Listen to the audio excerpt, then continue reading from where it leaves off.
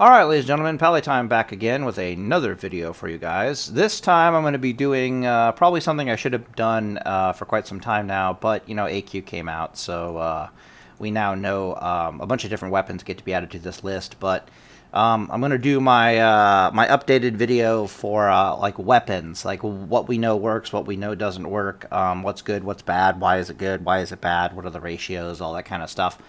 And then later I'll probably get into, at the end of the video, I'll probably get into my experiences fighting rogues and getting back into dueling in general.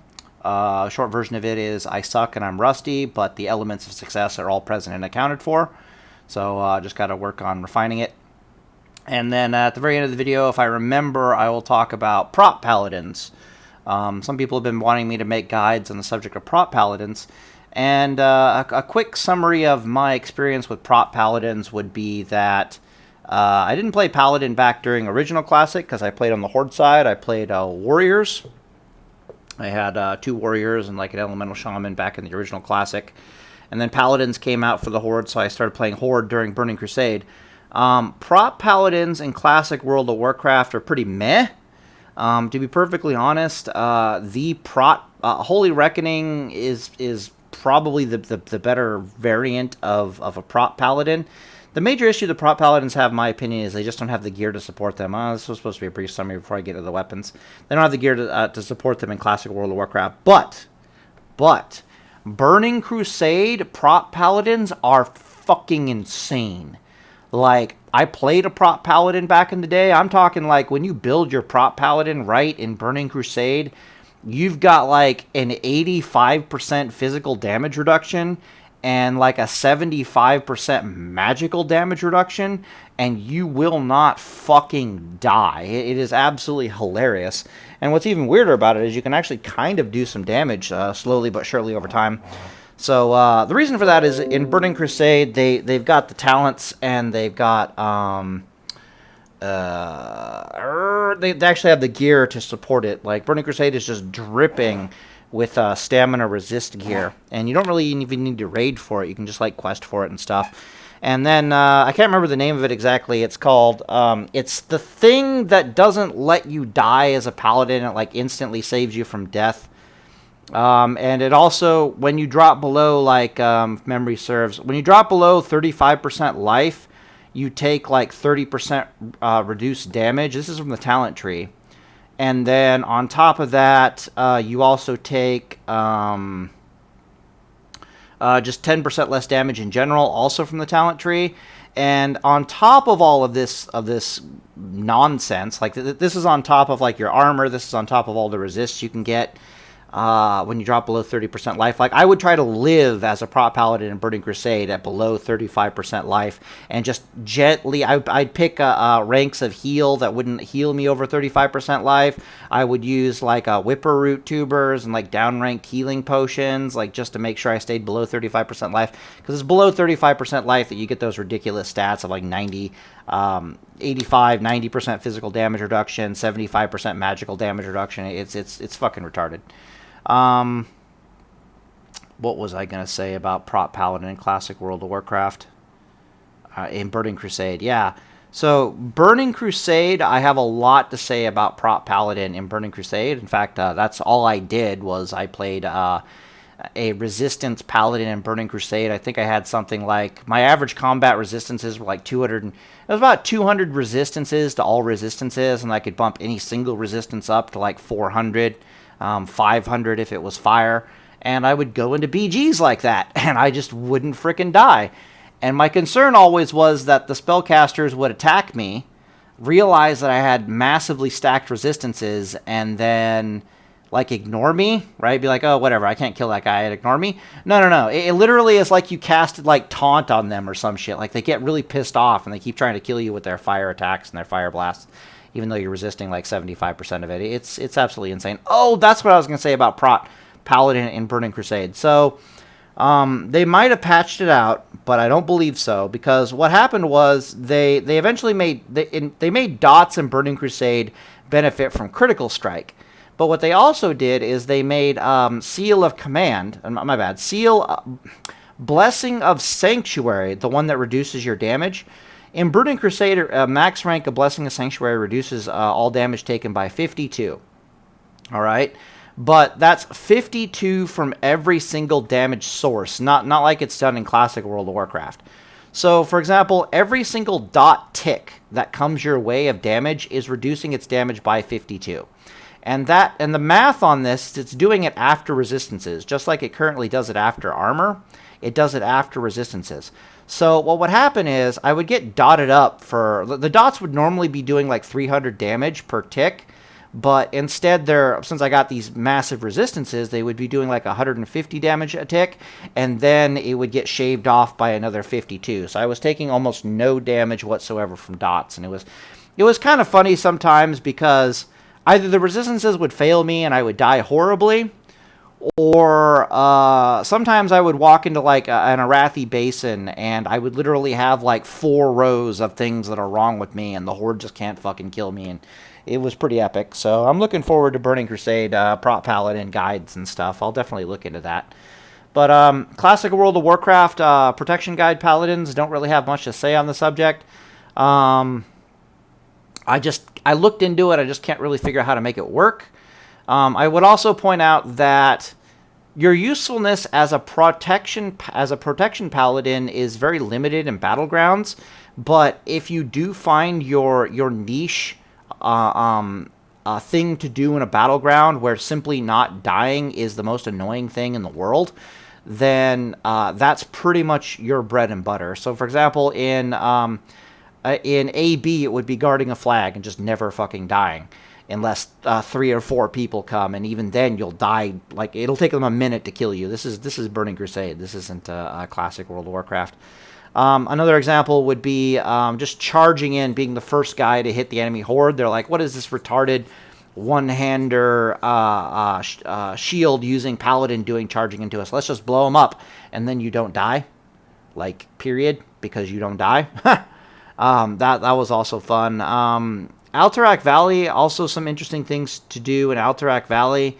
I can't remember when the reinforcements came into Alterac Valley, but hopefully it wasn't in Burning Crusade. But there's some times in Alterac Valley where just defending something and not dying is the most annoying fucking thing you can do in the world, and you definitely prevail there. So anyways, I said I would talk about that at the end of the video, but some people were asking and it was fresh on my mind, so I just wanted to say it. So anyways, let's get on to these weapons. Alright. Just in case I have something to type out. Alright, so Flurry Axe is still to this date in Phase 5 the best one-hand DPS weapon in the game. Like, period, end of story. It has about a 7.5% base proc rate, which makes it about 15% with Seal of Righteousness, and you can do the math on whatever it is. If you're using this with Seal Command, I don't know what to tell you. Don't do it. Just don't do it. So it's got about a 15% proc rate with a Seal of Righteousness. It's got about a 7.5% proc rate without it. The reason why this weapon is so disturbingly good from a DPS perspective is with that proc rate, it has on average, I would say, about the proc rate with SOR makes it about a 1.3 second weapon speed. And if you know anything about Seal of Righteousness, so Seal of Right, for those who don't know, I'll just say it right now. Seal of Righteousness rank 3 has 5% more spell power ratio than any of the other Seal of Righteousness ranks. Okay, so as you get up enough Seal spell power damage, there we go. God, as you get up enough spell power damage, you're only ever going to be using Seal of Righteousness rank 3. You do lose some damage on the Judgment. Its Judgment it's the same ratio as the max rank, but it still does a little bit less damage. I think with my current spell power, and I can show you what my current gear looks like. My current gear kind of looks like this. I'm running around 250 to 270 spell power. This isn't quite an accurate version of. I think I got a few more spell power than this, so I might be I might be chilling at close to 300 spell power. This I set up for specifically for rogues with a heavy dark iron ring and Edward the Odd. But yeah, I might be close to around 300 spell power, 275 at a minimum. I'm just giving this for an example. So a Flurry Axe, for example, with my current spell power will do... Let me think. I think I do like 91 to 95 holy damage with a rank 3 Seal of Righteousness. And without a rank 3 Seal of Righteousness, this is with Judgment of the Crusader up on the target and all that kind of stuff.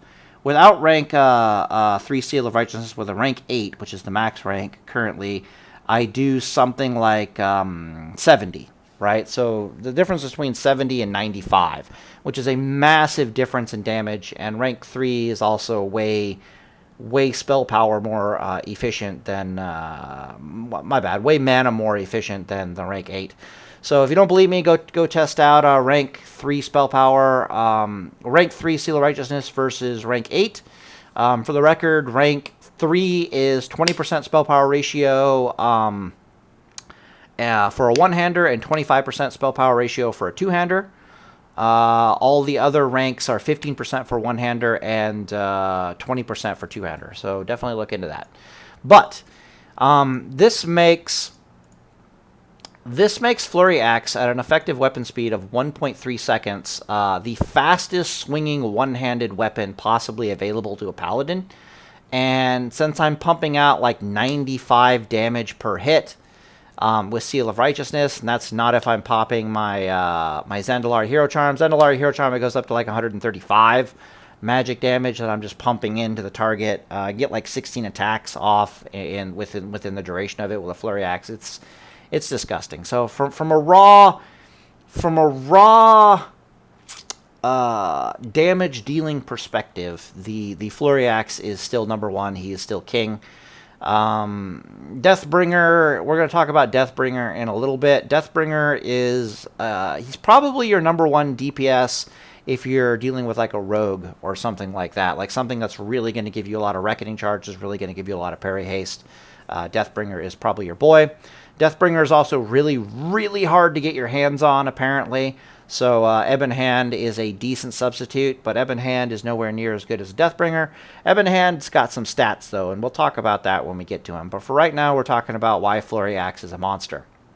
Okay, so the other reason why Flurry Axe is a monster is Seal of Light and Judgment of Light.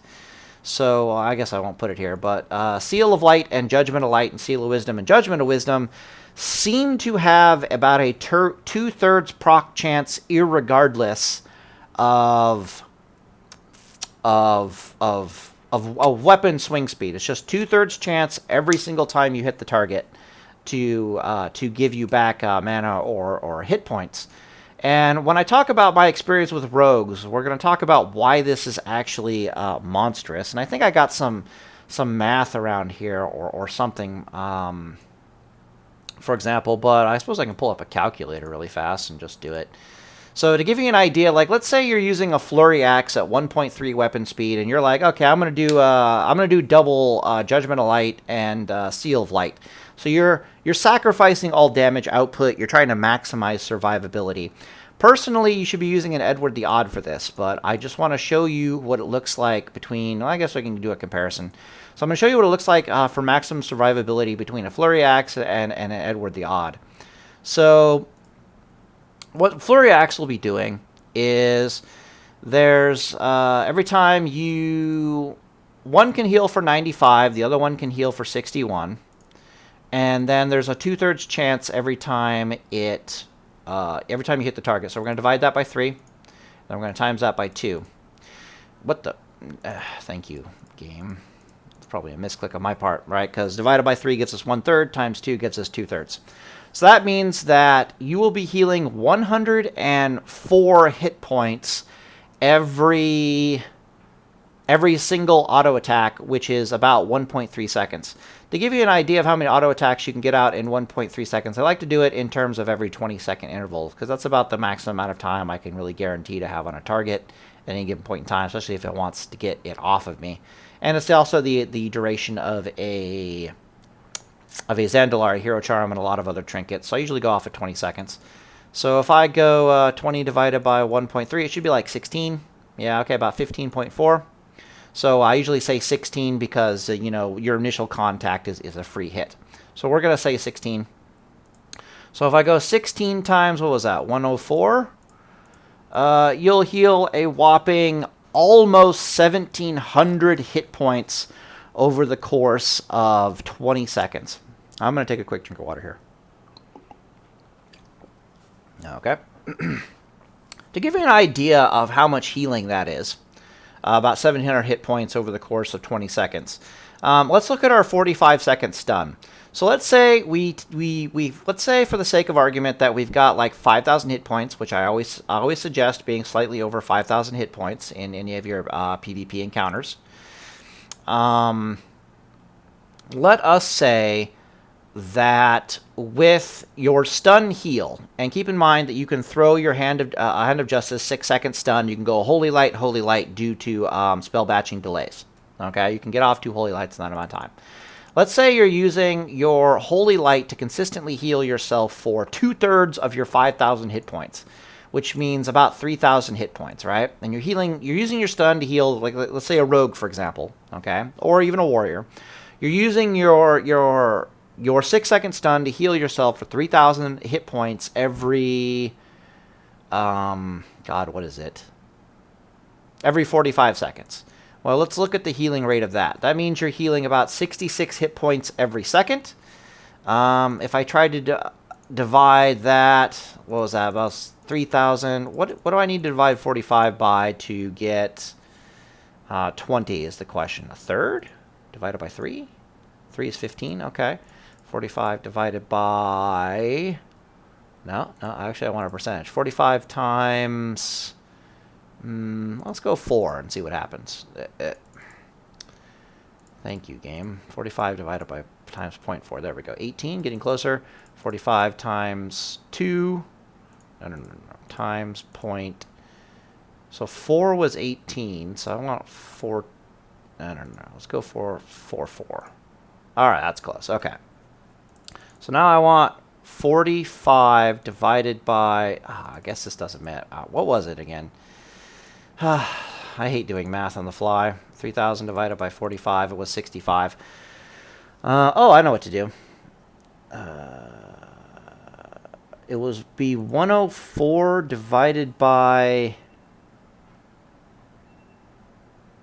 3. I'm trying to figure out. I'm trying to get it from seconds because this 66.6666 healing is every single second. Yet our Flurry Axe. Oh, I know what to do. Okay, times 20. Yeah, fuck you. I had it in seconds. What am I doing? I'm being crazy. Times 20. Okay. So, in 20 seconds of a time period, which is what we gave the Flurry Axe, right? Your Hand of Justice Holy Lights are only healing you for 1,333 hit points. Whereas fucking Flurry Axe with a double Hand of Justice was healing you for 1,700 by comparison. So you can see the power of the healing potential out of this weapon if that is actually what you want to do. Now, this statement becomes even more terrifying when we talk about Edward the Odd, because Edward the Odd, he doesn't quite have the same amount of base healing. Rather than healing like 1,700, I think he heals like 1,400 because he is a slower weapon at 1.6 compared to 1.3. However, his proc is also an additional like 105 healing per auto attack, but that's only with SOR, and the math on Edward the Odd gets really weird. We'll cover that when we talk to him. But the point is, Flurry Axe.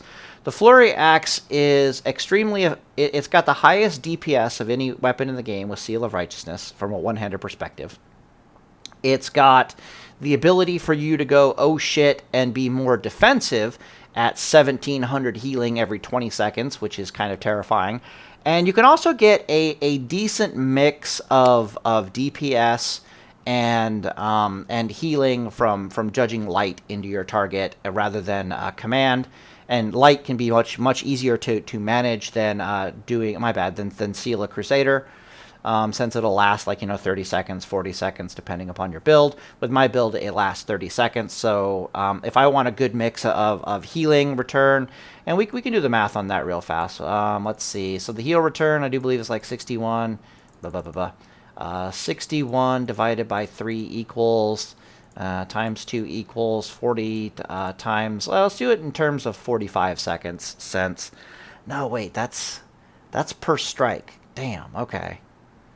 So I'm healing 43 per strike. Yeah, so if I want seconds, I have to times it by 16. That's right, okay. So boom. So this is the amount of healing in 20 seconds that I'm generating back out of it. If I divide that by 20, this is how much healing I'm getting per second. If I times that by 45, okay. Jesus, that can't be right. That can't be. Yeah, that is correct. It's literally healing about half as much as your Hammer of Justice. So yeah. So even with just putting light on the target and a Flurry Axe, since it's pretty easy to manage a light on the target, you're still pulling back an amount of healing, assuming you're beating on the target constantly, which is not a good assumption. But some fights you are. The healing pullback is actually quite terrifying. DPS is still absolutely freaking monstrous. This thing, to give you an example of the DPS with me currently, I think mine's hitting for like 95. If I times that by 16, I get 20. If I divide that by 20, wait, yeah, okay, 76.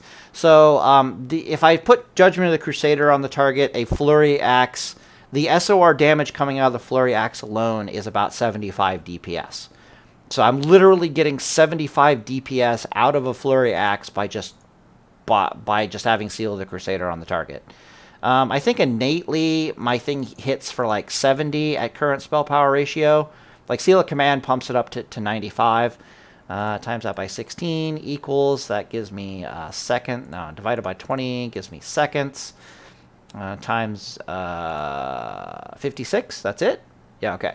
So yeah, so SOR, so the SOR DPS out of a Flurry Axe is 56 base. I think it was like 70 with Seal of the Crusader. But you can be doing 56 base DPS with Seal of Righteousness and a Flurry Axe while still getting back like a Holy Light's worth of healing, or was that what, Holy Light? Yeah, while getting back like 1,500 hit points every like 45 seconds. It's not to be laughed at, like, trust me. But I bring this up because eventually we're going to compare. We have to compare Flurry Axe in context with Hikari Manslayer and in context of Edward the Odd. One sec, doorbell's ringing. Wife might be back for all I know. All right, we're back. Yeah, it was the wife. It was kind of funny. She wasn't answering me at first. So I was like, I'll kick your ass. Anyways, so the reason why I'm going into such detail about all this, and the reason why I'm pulling up calculator and all this jazz, is because there's really only 3 options for best one-handed weapon currently, and that is the Flurry Axe, the Edward the Odd, and the Hikari Manslayer. And Hikari Manslayer has, what is it? We can just type it here real fast, Hikari Manslayer. So Hikari Manslayer has a 5% base proc, and it has got a 10% with Seal of Righteousness. It also has 100% spell P, capital P, yeah, sure, P ratio. So, and if you haven't noticed, it does way more DPS than a Flurry Axe. And you might think that that makes it better, but we'll pull up the calculator. It's slower, and that's the problem. We'll pull up the calculator, and you'll begin seeing why that Flurry Axe actually does far higher DPS output than a Manslayer. A Manslayer is a really, really good mix. It's like a really good middle ground mix between the massive healing of Edward the Odd and the DPS of a Flurry Axe. He's like right in the middle statistically between the capabilities of an Edward the Odd and a Flurry Axe. But we'll look at that in a moment. For the moment, I'm going to talk about Edward the Odd down here, since he's He's back on my radar, believe it or not. Can I not type here? Like, what the hell? I keep clicking you. Thank you. What the heck? So Edward the Odd has about a 3% proc rate. Now, in full disclosure, online it says it's got like a 2.6. No. It's like 2.8% proc rate. With SOR, it's supposed to be like a 5.4% proc rate in total, but in my experience, it's closer to like a 3%. She's really hard to lock down on what exactly her proc rate is. So anyways, like a base 3% proc rate, and we'll just say 6% with Seal of Righteousness. 6% with SOR. I'm going to focus on typing here. Okay, but let's talk about Edward the Odd for a second. The reason why I'm doing Flurry Axe and then Edward the Odd and then Manslayer is because you're going to see that this thing is a DPS monster. This thing is a healing semi-DPS monster. And then this thing is just right in the middle. Like, she's really weird. Okay, so Edward the Odd, 6% proc rate with SOR. Let's talk about it. So this weapon has been blowing my socks off when it comes to fighting either rogues or when it comes to fighting warriors. And I don't know about the other classes, but maybe you'd want to use it against shamans. It's really hard to say, but I'll just talk about what its proc is useful for. First off, you can use them for holy lights. Like, just straight up, you can proc and get off a holy light. This is particularly useful against warriors and particularly useful against rogues, especially in particular, because in both cases, if you get the Edward the Odd proc and you use the proc to heal, suddenly your stun becomes available as a kill move more than a defensive option, if that makes any sense. The same is not true in the reverse. So, for example, if you stun the target and then you heal yourself and then you start attacking with Edward the Odd and you get an Edward the Odd proc, it's vastly less useful than if you got the Edward the Odd proc first, used it to heal to full, and then suddenly you're noticing, hey, I can totally use my stun purely offensively now. What do I do with that? And so that's kind of a big deal. The other thing I've been noticing with it is at a 6% proc rate, there's not an insignificant chance that when you stun the target and you go for the kill, that you drop them below 20% life, and then suddenly this proc is an instant Hammer of Wrath attack. And that's actually kind of a big deal. It's about like I just say 22%. It's about a 22% chance that'll go off, and that has won me duels against rogues quite often, in fact. And I typically use this over the heal, especially against rogues. Against the warrior, it's fine. You just use it for a heal. Just don't risk the Hammer of Wrath missing, is what I'm trying to say, against a warrior. But against a rogue, yeah, totally take that chance and just end the duel or end the fight, period. But this Edward the Odd is an absolute beast. And to try to describe just how terrifying Edward the Odd is, she's back, baby. I bought this thing way back in the day, and I started dueling again recently, and she's God. All right, so I'll give you an idea of again my current gear, what Edward the Odd and what Flurry Axe are kind of doing. So,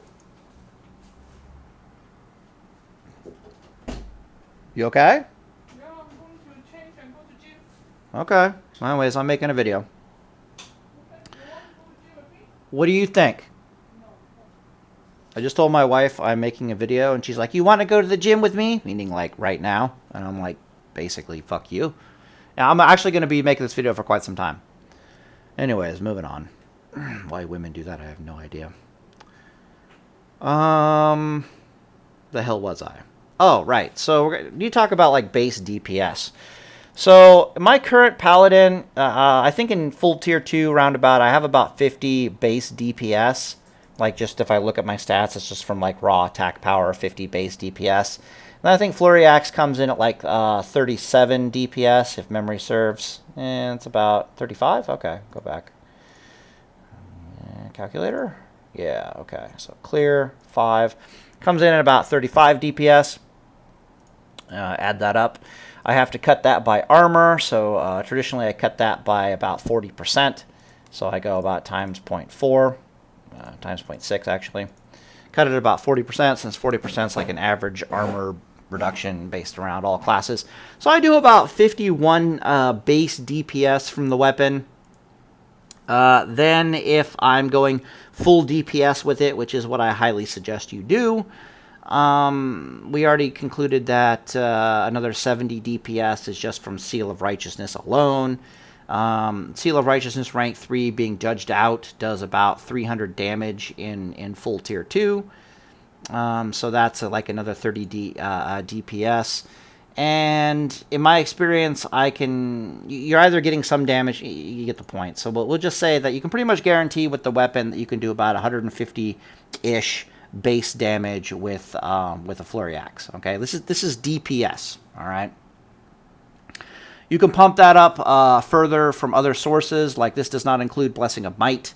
This does not include any reflect damage that you have. This does not include consecration. I highly suggest you find and use your rank 1 consecration all the goddamn time. It is absolutely amazing.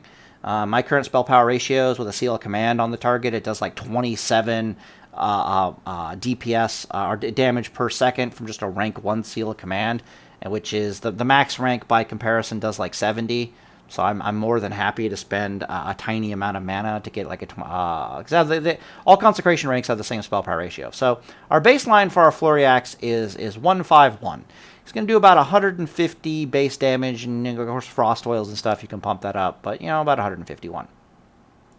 Now Edward the Odd, he's again about my 50 base, does 45 times 0.6. He does like 7, looks about like 7 more DPS. But his SOR damage is significantly reduced, and that's kind of not what you're using Edward the Odd for. Like, I've already done the math on Edward the Odd. On Edward the Odd, you really want to be using, you want to judge light into the target, and you want to use, usually you want to judge Seal of Light and use Seal of Righteousness for the time 2 proc and Edward the Odd. You can go the other routes as well. You can always judge Crusader out also, but I'll just show you the math, basically. So I think at I guess I remember 57. So at 1.6 weapon speed and T2 level spell power ratios, which is about 250 spell power, I do believe Seal of Righteousness is also doing about 70 damage, except this time it's 70 damage per 1.6 seconds. I still don't know how to do that, so we're just going to go 10. I still do it in 20s. 10 divided by 1.6. Thank you. That's lovely. 20 divided by 1.6. Give me how many weapon attacks I get. So it's like it's about 13. Let's see. 13 weapon attacks.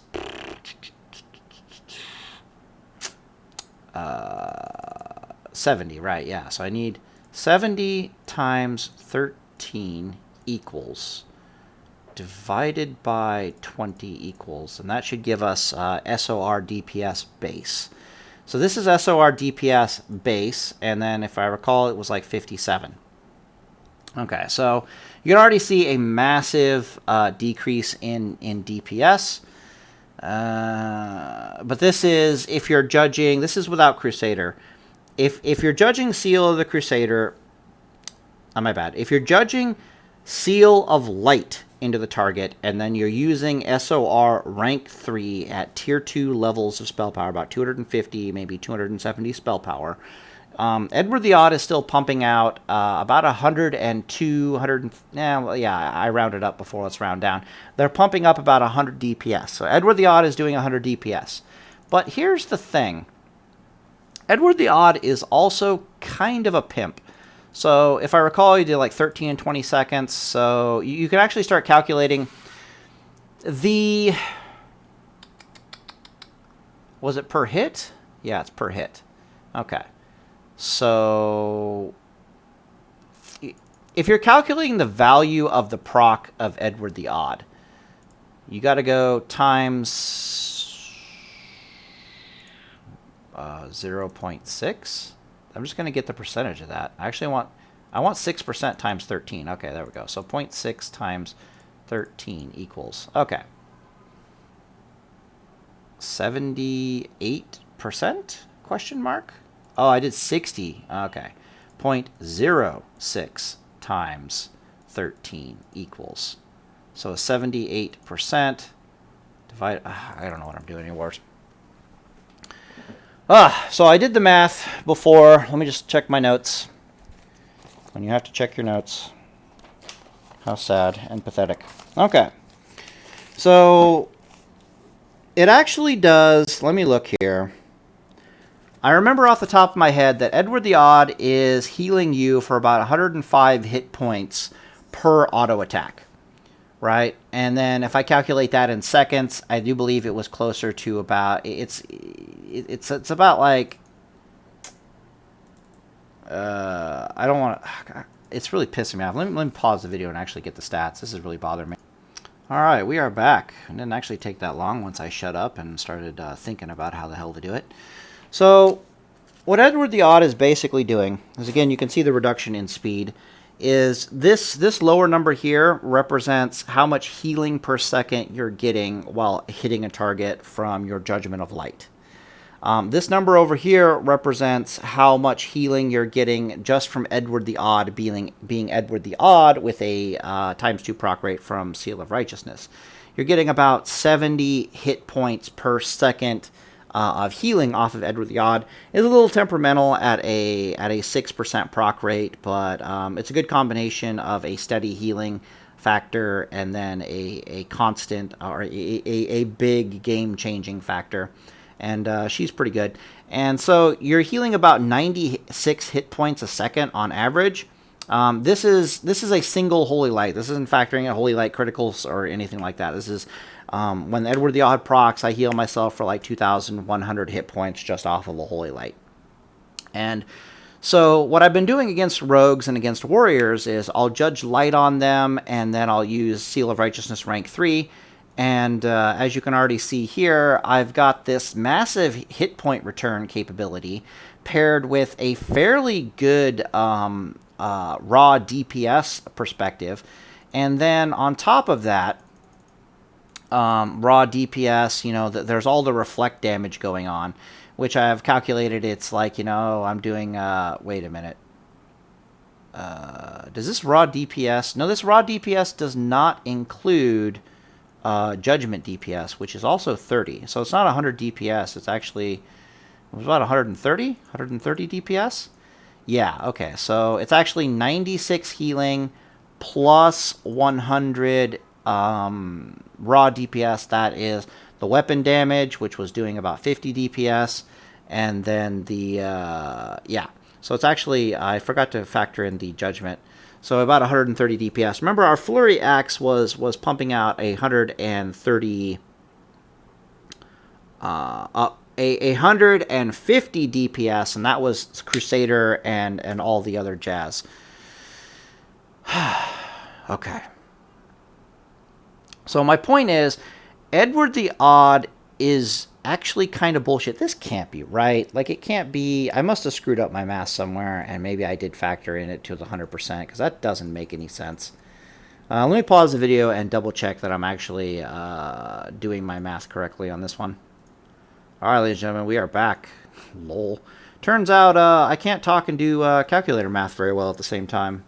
So this is kind of what it looks like, apparently. So this 57 is my physical damage output per second at 40% armor damage reduction. And then this number over here is my SOR DPS output. And then this number over here is my Judgment damage output. And when I add all that up, yeah, it's about 130. So 130 DPS. So is Edward the Odd really that good? Like, holy crap, what the hell? So I'm going to go redo Flurry Axe's math and make sure I'm not absolutely mentally retarded or something, because Edward the Odd at 1.6 should be doing significantly less Oh, it's the fact that he's he's got 45 base damage as opposed to the 37. Maybe that's what's really kicking it over. So I'm going to go redouble check the Flurry Axe DPS output. But you can see why I'm taking such a long time talking about Edward the Odd here, because she's looking like a beast, man. Holy crap. Yeah, no, I'm not losing my mind here. Look at this. This is nuts. This is absolutely insane. Okay, so I redid the math on Flurry Axe, and yeah, this is the physical damage output, factoring in armor. This is the SOR damage output, and then this is judgment damage output. And yeah, so we're still getting around 150. And this is with Seal of the Crusader and with without Judgment of Light. Keep in mind that we're comparing 152 DPS output to frickin' Edward the Odds that was running at 130 DPS plus something like 96 healing per second, right? So Edward the Odd is pimping out at 130 DPS output plus 96 DPS, 96 healing per second. Edward the Odd is not fucking around, man. Like I've been, since I started getting my butt kicked against rogues, I started looking into my weapon options, like, is it a gearing issue? Am I screwing around with my gear? What's going on? Blah, blah, blah, blah, blah. And I rediscovered that Edward the Odd is absolutely not messing around. So let's say you went pure DPS with Edward the Odd over here. Like, you know, I'm just going to try to compare it with Manslayer over there. So I do 50 base DPS, and then my weapon does 45, and I add all that together, and I times that by 0.6 to factor in the armor. 57, I remember that. Yeah, that was very good. Then my Seal of Righteousness damage is identical irregardless of the weapon speed. It's really funny, just because you're using a rank 3, and rank 3 does as you increase in weapon speed, the rank 3 Seal of Righteousness doesn't go up in weapon damage at all, so it's always the same. So if you're seeing the same numbers over and over again, that's going to be why. So Edward the Odd also does 95 damage per hit, and I need to times that by 13, because that's the number of attacks we'll get off in about 20-second time period. Divide that by 20, and this is how much raw DPS is coming out of the SOR. Add 57 to that, add 30 to that, and this is SOR DPS, this is physical damage DPS, and then the 30 is our rank 3 judgment DPS. Add all that up together, and what the fuck? What is Edward the Odd, man? What is this weapon? Oh yeah, and also you're also healing for like 70 hit points a second. No, actually you're not. You have to cut that in half because you're not using...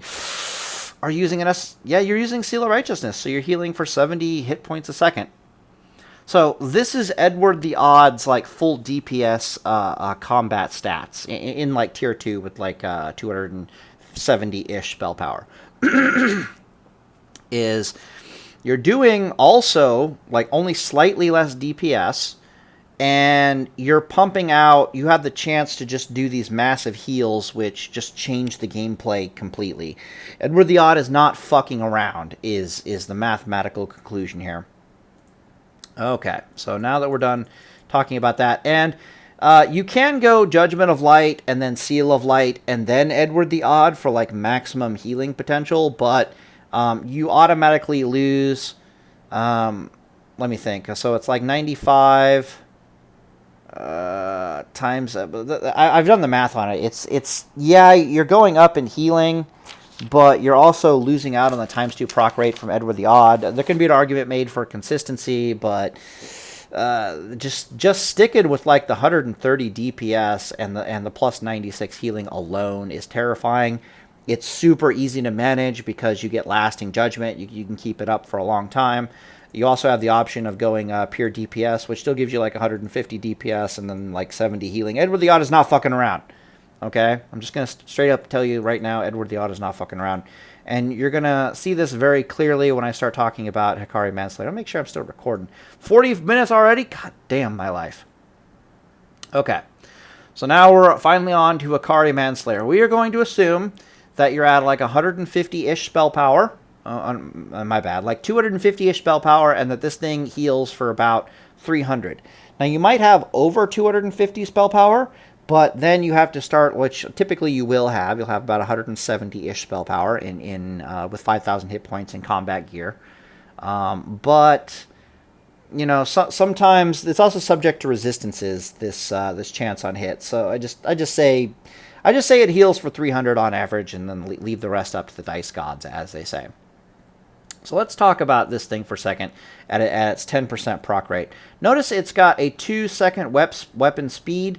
It's doing almost 50 damage compared to Edward the Odd's 45, so we do get a little bit more DPS there.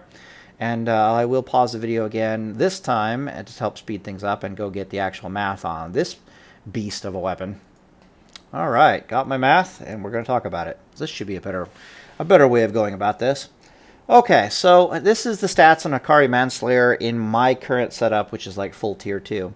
The 60 represents my raw physical damage DPS output, factoring in 40% armor. This 47 over here is our SOR DPS, and this is under like full combat conditions. This is under, I've got Seal of the Crusader on this guy.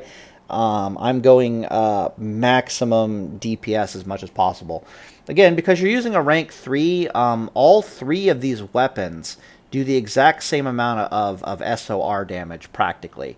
Like, Flurry Axe does 70. This does 70. This thing does, like, 72 or something like that. And this is without Seal of the Crusader. Seal of the Crusader, this is, like, 95, 95, and then 97. It's like, oh, no, it goes up by 2 points of damage. Woo!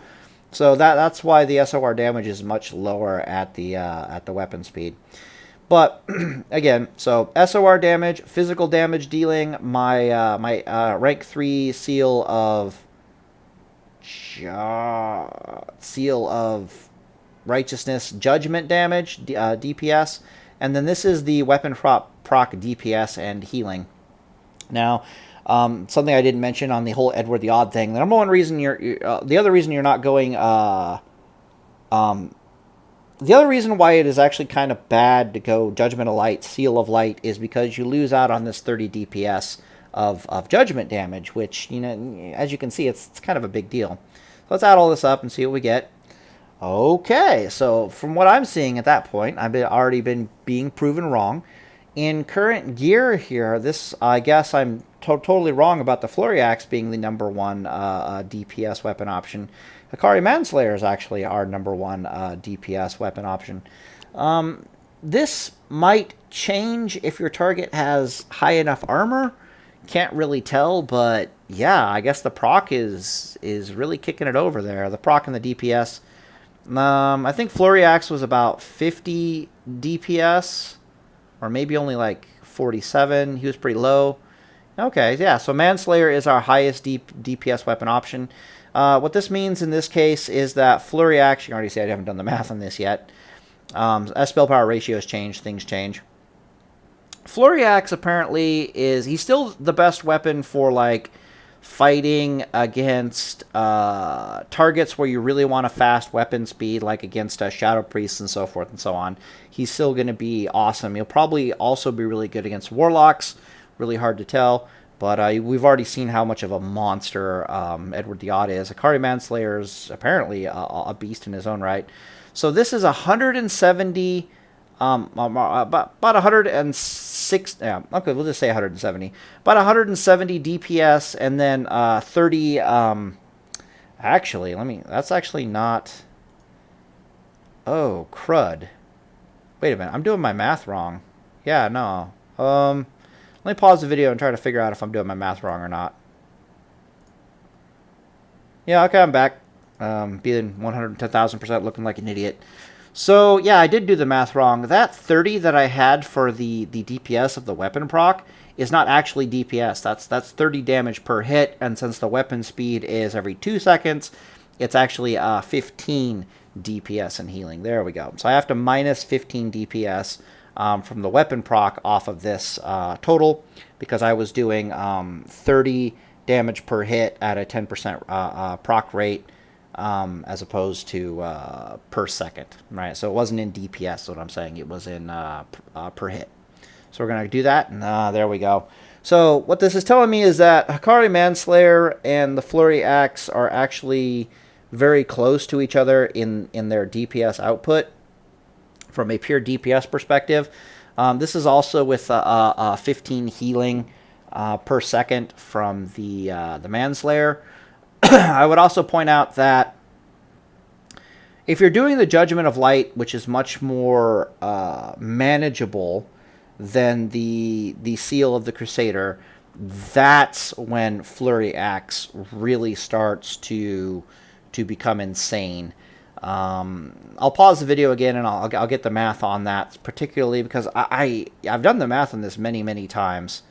And Flurry Axe is still like the number one DPS option. Akari Manslayer at certain ratios, it seems to be getting up there, but the point I'm trying to make here is that these weapons are probably dead even. The Manslayer seems to be slightly superior just because, not even in a DPS department, but in like a healing department. You could argue that from a parry haste and a reckoning perspective, the Manslayer is also superior. You could also argue from a tempo perspective that the Manslayer is superior. There's a bunch of arguments that can be made for why the Manslayer is superior. But even if I was to go over to a Judgment of Light, what you're going to see is that they're almost identical in their stats once again from a raw healing perspective, because Seal of Flurry Axe is going to get out more attacks, therefore it's going to heal more from a Judgment of Light on the target. He's also going to get off more attacks. It's just weird. Things are weird, man. Go feel and test it yourself. But according to the math on paper, just as a general rule, it looks like Flurry Axe and Manslayer are pretty much even in their combat performances, seasoned to taste between the two of these. There are going to be some situations where you're going to want to use a Flurry Axe over a Manslayer. There's going to be situations where we're going to want to use a Manslayer over a Flurry Axe. Mortal Strike Warrior comes to mind, for example, because the lifesteal healing is not subject to being reduced by any sources. So like minus 50%, minus 70% healing, lifestealing doesn't give a crap. Okay, so math says that these two are about even in current gear, and it also is telling me that Hakari Manslayer is actually scaling better with spell power than Flurry Axe, which is kind of insane, but then again, it's also got like an additional 10% weapon proc, so whatever. Weird weapon choices. But as you can see from our stats, none of this still really compares to what the hell was Edward the Odd at. Edward the Odd was doing something like 130 DPS, and on top of some crap that was like, what was it? It was like 96 healing or so, or per second or some shit like that. This is Edward the Odd stats. Edward the Odd is not fucking around, right? And this is very easy to manage with an Edward the Odd because you put Judgment of Light on the target. Judgment of Light is far easier to manage than the Judgment of the Crusader. Although Judgment of the Crusader is definitely the way to go under some circumstances, and you're probably going to want to get really experienced with it. Lord knows I'm trying to get experience with it, but these just raw stats, easy to manage, Edward the Odd, holy crap. Then, you're doing DPS with Edward the Odd, and what was our stats? Our stats was like 150 DPS, and then like 70 healing or some crap like that. Like, Edward the Odd's just raw stats are fucking terrifying, is the conclusion I've come to between the three fastest and best weapon options, the trinity that we have here. Mug of Hurt, he's his own category. For those who don't know, as you can see, he's doing even less DPS than a Flurry Axe, but not by much. His weapon speed is even more slower than all the other options. The Mug of Hurt's DPS is respectable, but it's not why you bring him to the table. You bring him to the table because Mug of Hurt does have a, might as well type it out here. It's got a 5% base proc chance, and that's 10% with SOR. You're going to put a chilling weapon enchant on this one. You can season to taste with the weapon enchants on all of these. Oh god, I guess we got to talk about weapon enchants with these weapons in general. That's a whole different can of worms.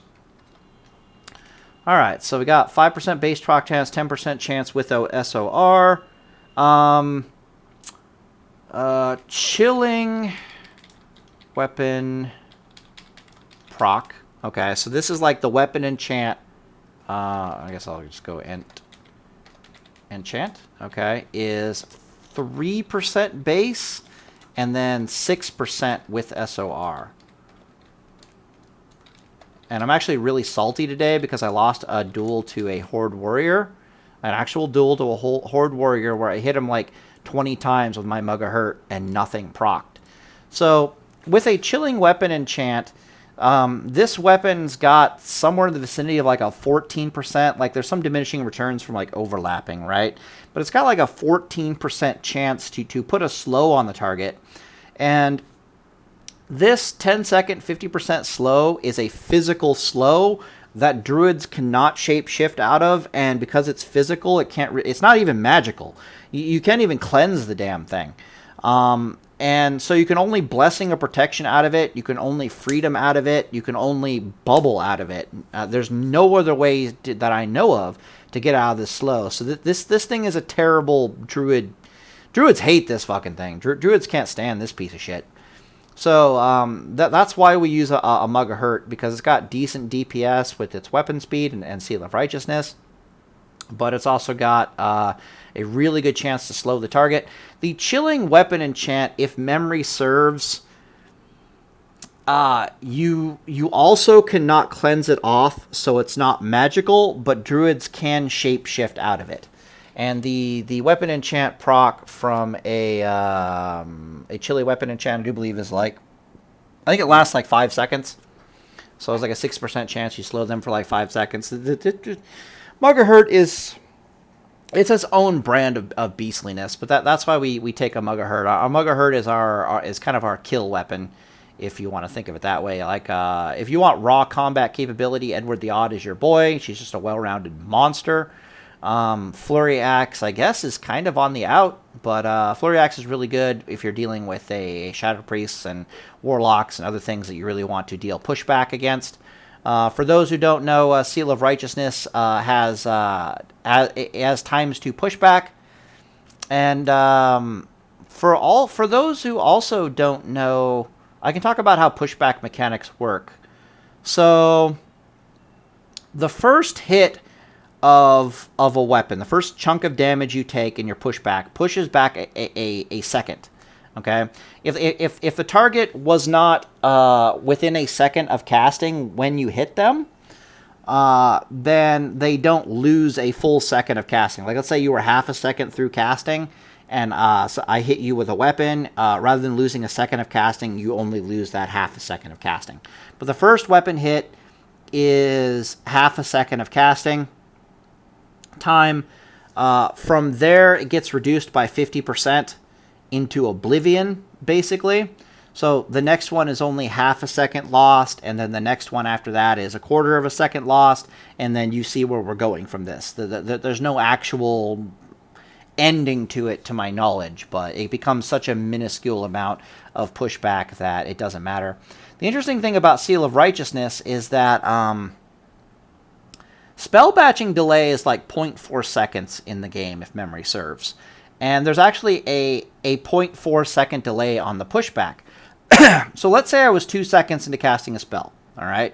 And somebody hit me with Seal of Righteousness. What would literally happen would be I would lose a second of cast time, and then immediately after, like 0.4 seconds of casting later, I would lose half a second of cast time. Okay, you follow me on this one? So the point is that you can lose a lot of that initial pushback from the first weapon swing, but you can lose almost none of the follow-up ×2 pushback that Seal of Righteousness causes, just because of God, what is it? Brain died. Brain, hello? What's it called? Something to do with the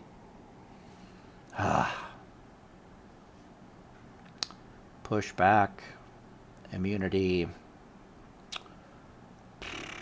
batching. There we go. There's the word. Spell batching, right? So If you were like 0.1 second into casting and I hit you with a Seal of Righteousness, you would lose 0.1 seconds of cast time, and then 0.4 seconds would go by of you casting your spell, and then you would lose that 0.4 seconds. So you'd lose exactly half a second of cast time rather than 1.5 seconds of cast time. But the point is that due to spell batching delay, that second pushback from Seal of Righteousness can almost never be negated to a significant degree. So anyways, that's how pushback works. That's why Flurry Axe is still a bit of a monster when you're jumping on top of people and you're trying to get pushbacks. Akari Manslayer's not so good with the pushbacks.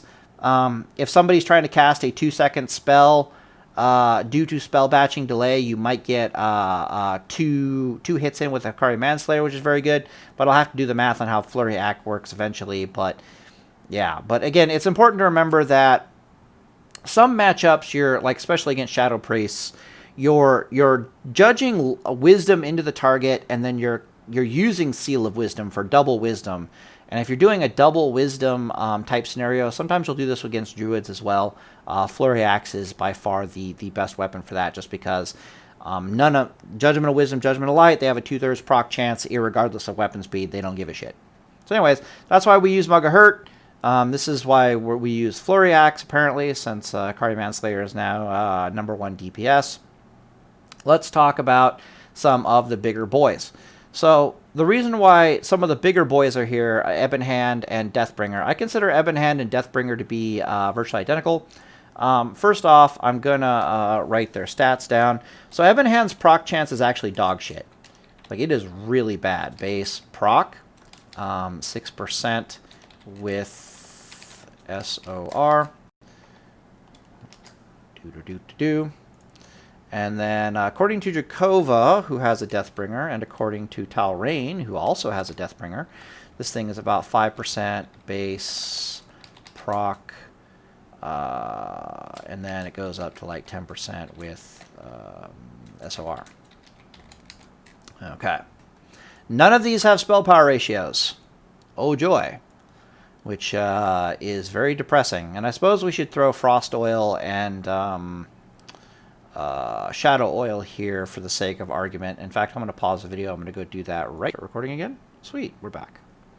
Okay, so as you can see, I got my Frost Oil and my Shadow Oil, which we can also talk about in conjunction with these two things.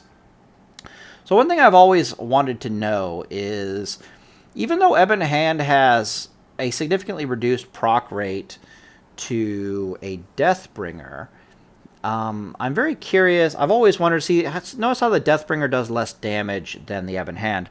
But I've always wondered about that. So I'm going to pause the video again and just go do the math on it. I'm like, I wonder if they do the same proc damage despite having different proc rates. Like, maybe that's actually a thing. Yeah, fascinatingly. All right, check this out. So,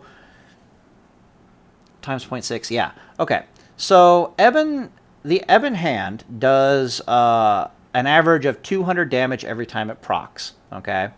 And it's got 60% the proc rate of a Deathbringer. All right, you follow me on this one? It's got 60%. It's got 6% versus 10%. It turns out the amount of damage done per proc difference is only like 5. So if I times this by 0.6, which gives us 60%, right? If this was a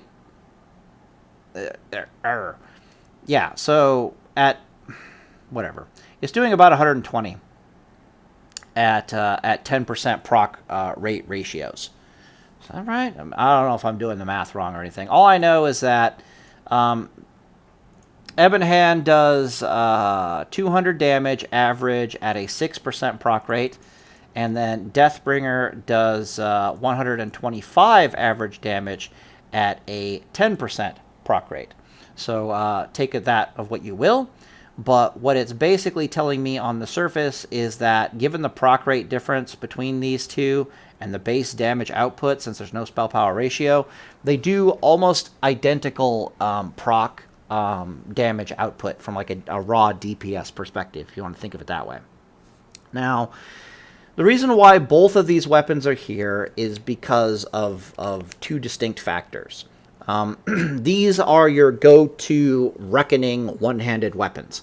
Ideally, you want a Deathbringer because the Deathbringer, as you can see here, it does a fair bit more DPS. It does about 5 more DPS raw. It's got a much slower attack speed, which is really, really nice. Even though Ebon Hand has got a 2.5 attack speed, Deathbringer is a better wreck bombing weapon from one-handed perspective. Like if you're fighting rogues in particular, for example, and you're going for the kill. From a proc damage perspective, apparently they're virtually identical. Let me make sure I'm still recording here. Yeah, okay, cool. They're virtually identical, but this Deathbringer will, in all ways, shapes, and forms, in a wreck bomb hit harder. What makes Ebon Hand even something that we talk about is that Deathbringer is actually really hard to get your hands on, from what I've heard, because every Fury Warrior and their dog wants a Deathbringer. And it's almost impossible for you as a Paladin to make the argument that you should be getting a Deathbringer over Fury Warriors, so good luck doing that. And you can also see the proc chance off of Onyxia is almost non-existent, so if you actually have a Deathbringer as a Paladin, wow, impressive. Ebon Hand, on the other hand, is a blacksmithing item that is just gold. Like, you can just pay a blacksmith to make you an Ebon Hand, no problemo.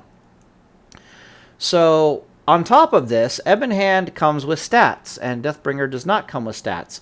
And if you're gonna have any resistance on a weapon whatsoever, fire resistance is the best resistance to have. Period. It is universally the most applicable resistance under just about any circumstances, because things like grenades and sapper charges and whatnot are all fire resistant based.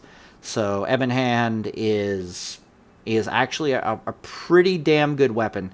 So if you can't get your hands on a Deathbringer, the next best thing, in my opinion, is an Ebon Hand.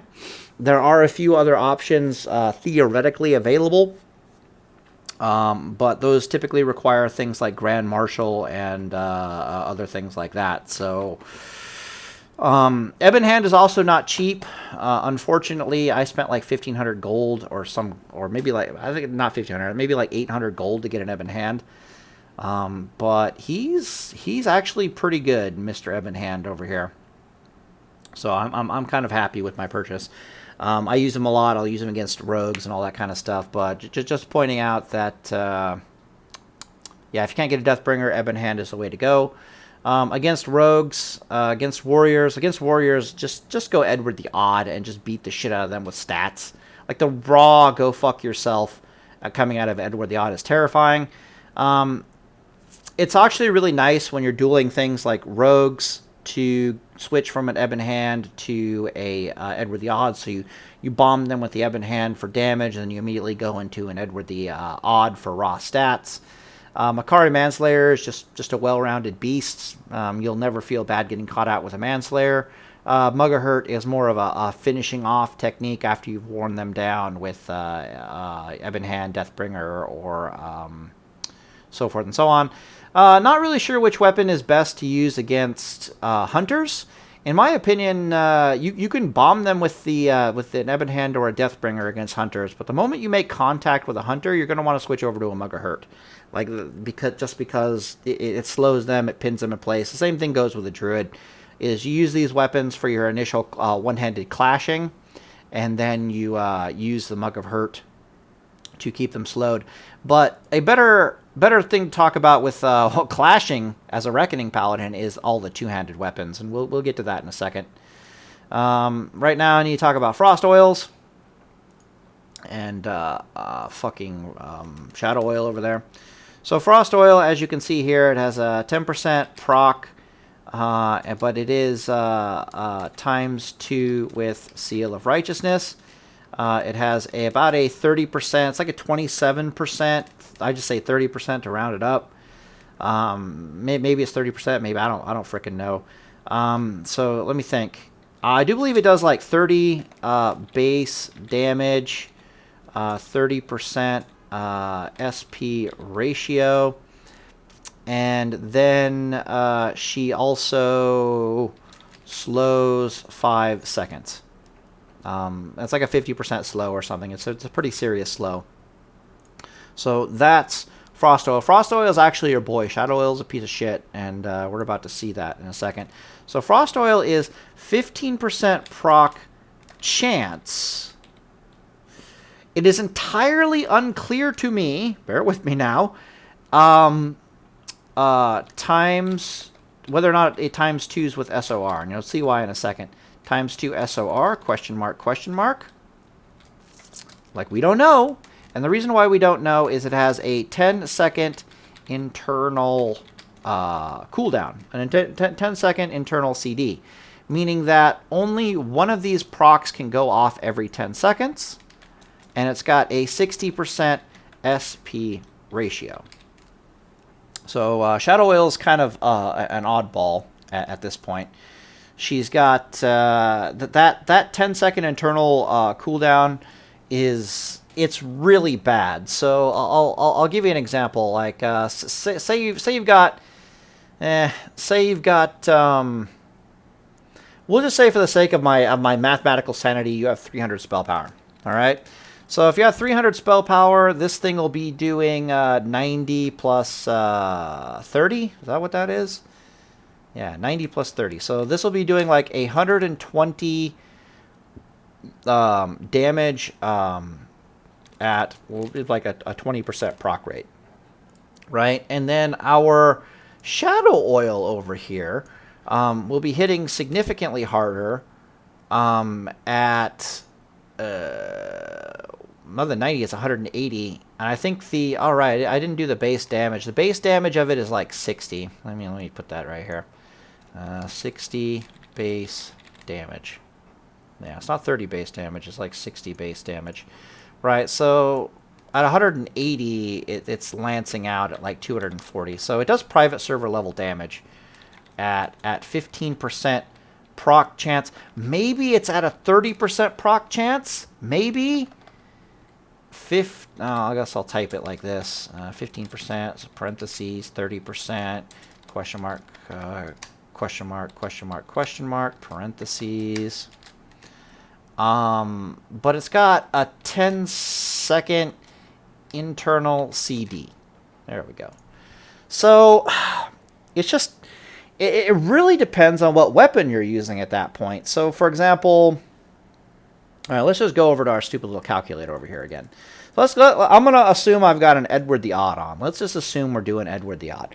Again, this thing doesn't care what weapon you're swinging at all.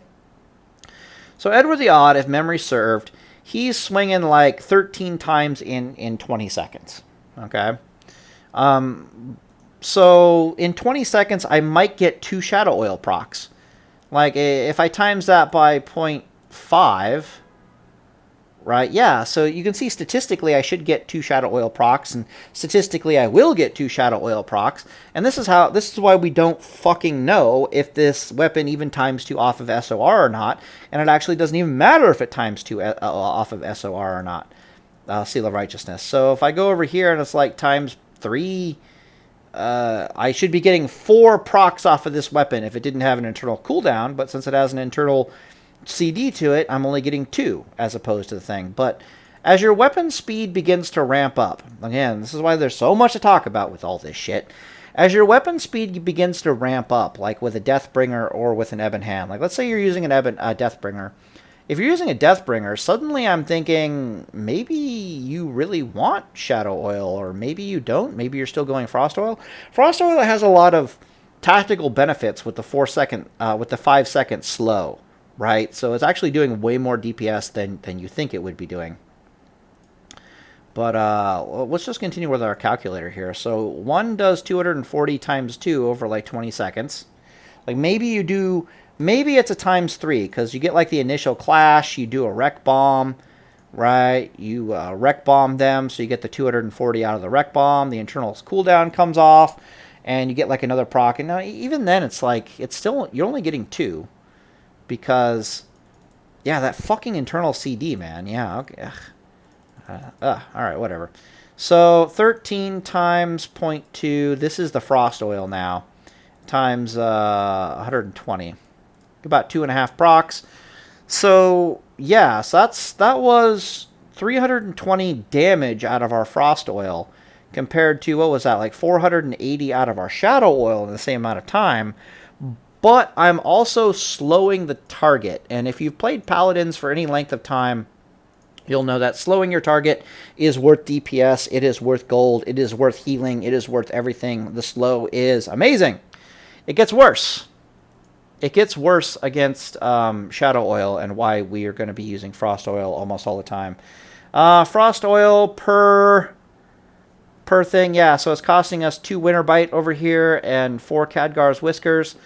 A Frost Oil might cost you about 2.6 gold for half an hour, or about 5 gold for 1 hour of its use.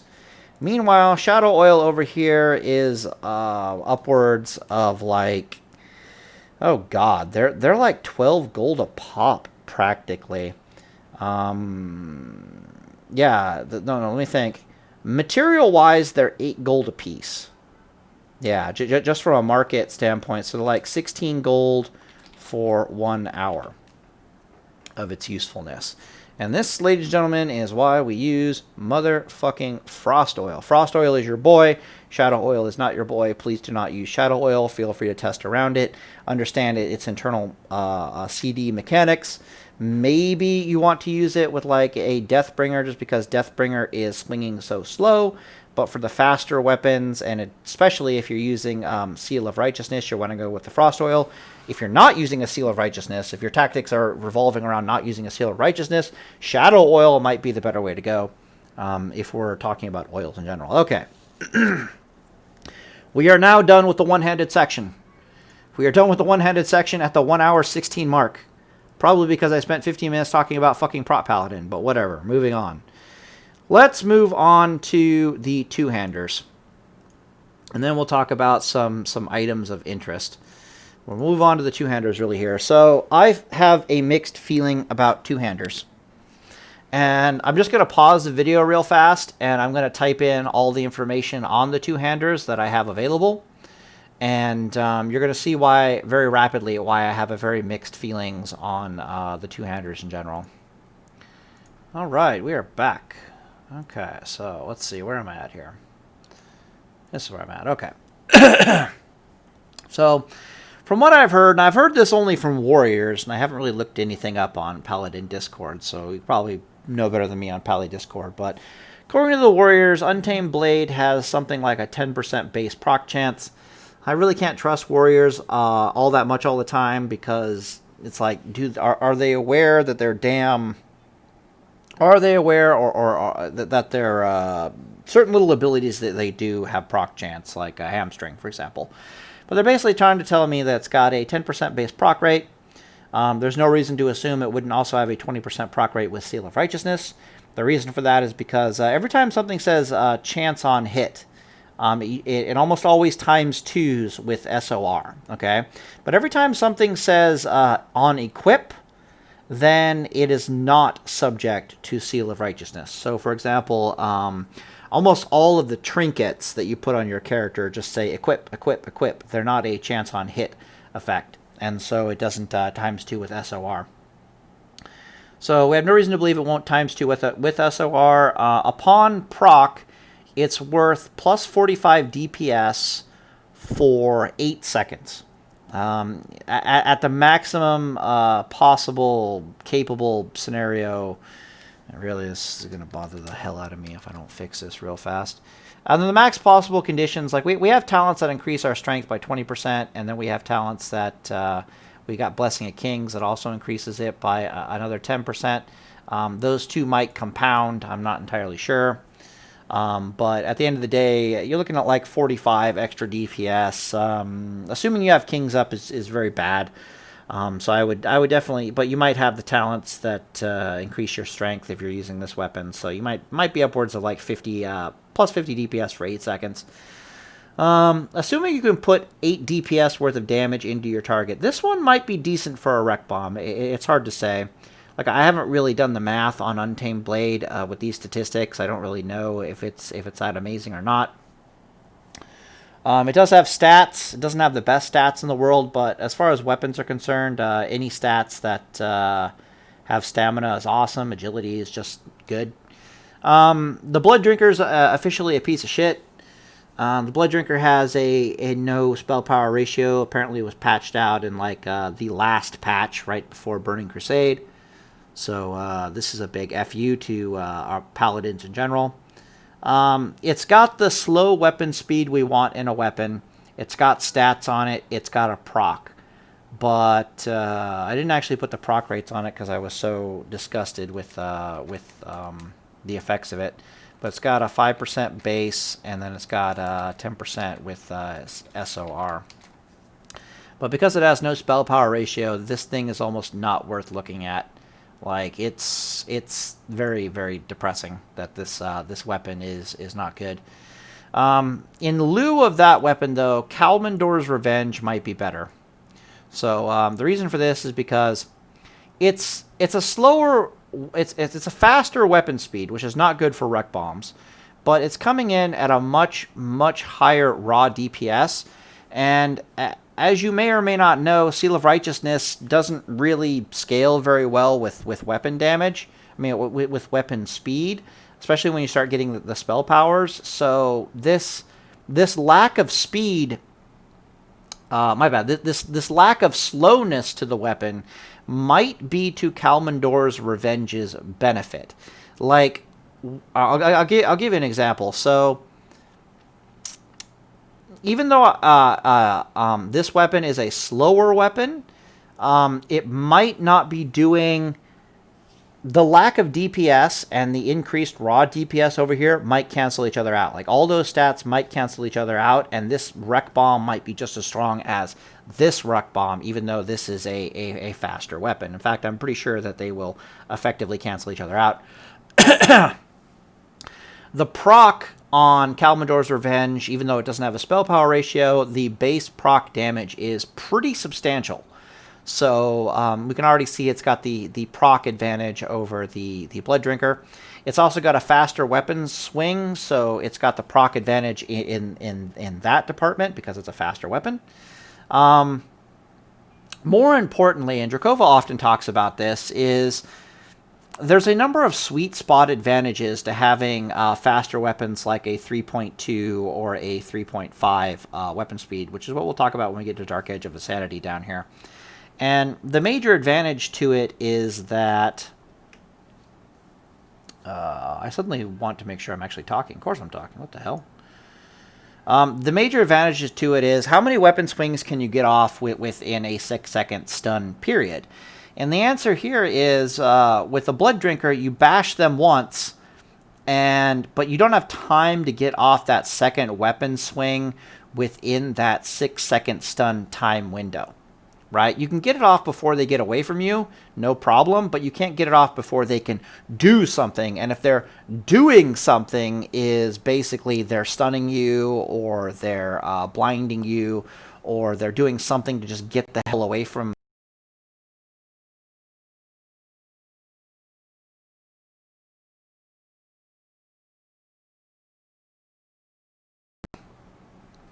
Thank you, computer. Let me check to make sure we're still recording over here. Yep. You're losing an entire extra auto attack due to the weapon speed of this weapon. That's why the traditional wreck bomb is you wreck bomb them for 6 seconds, and then you throw a grenade on top of that, and that extra 0.5 second or 1.5 seconds of stun duration from the grenade helps you get off that mystical, magical extra auto attack. The other option is you use the ZG trinket to get the extra 0.5 seconds of time, and with the extra 0.5 seconds of time, you can barely squeak out an extra auto attack under the vast majority of circumstances with spell batching, blah, blah, blah, blah, blah. But when you get to the faster weapons, such as Untamed Blade here or the Kalvindor's Revenge, it suddenly becomes far more easy. It suddenly becomes far easier to get off that, even 2 attacks within the stun duration. So, for example, if you were to make contact with a Kalvindor's Revenge, put in your wreck bomb, and then stun the target, you're almost guaranteed that you're going to be able to get off 2 additional weapon strikes before they come out of that 6-second stun. Like, you don't even need to use the thorium grenade under those conditions, and you don't. You get the point. There's a lot to be said with that. There's also a lot to be said with Seal of Command with the faster weapons, but I'll leave that to the other Paladins. We're going to be doing a Pally cast here pretty soon on Monday. And something about you getting off more Seal of Command procs by getting crit, right? Whatever.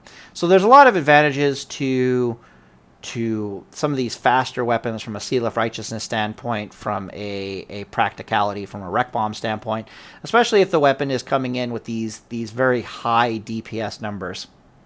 It doesn't look like Untamed Blade has a high DPS, but then you come over here and you look at its proc rate and you're like, oh my god.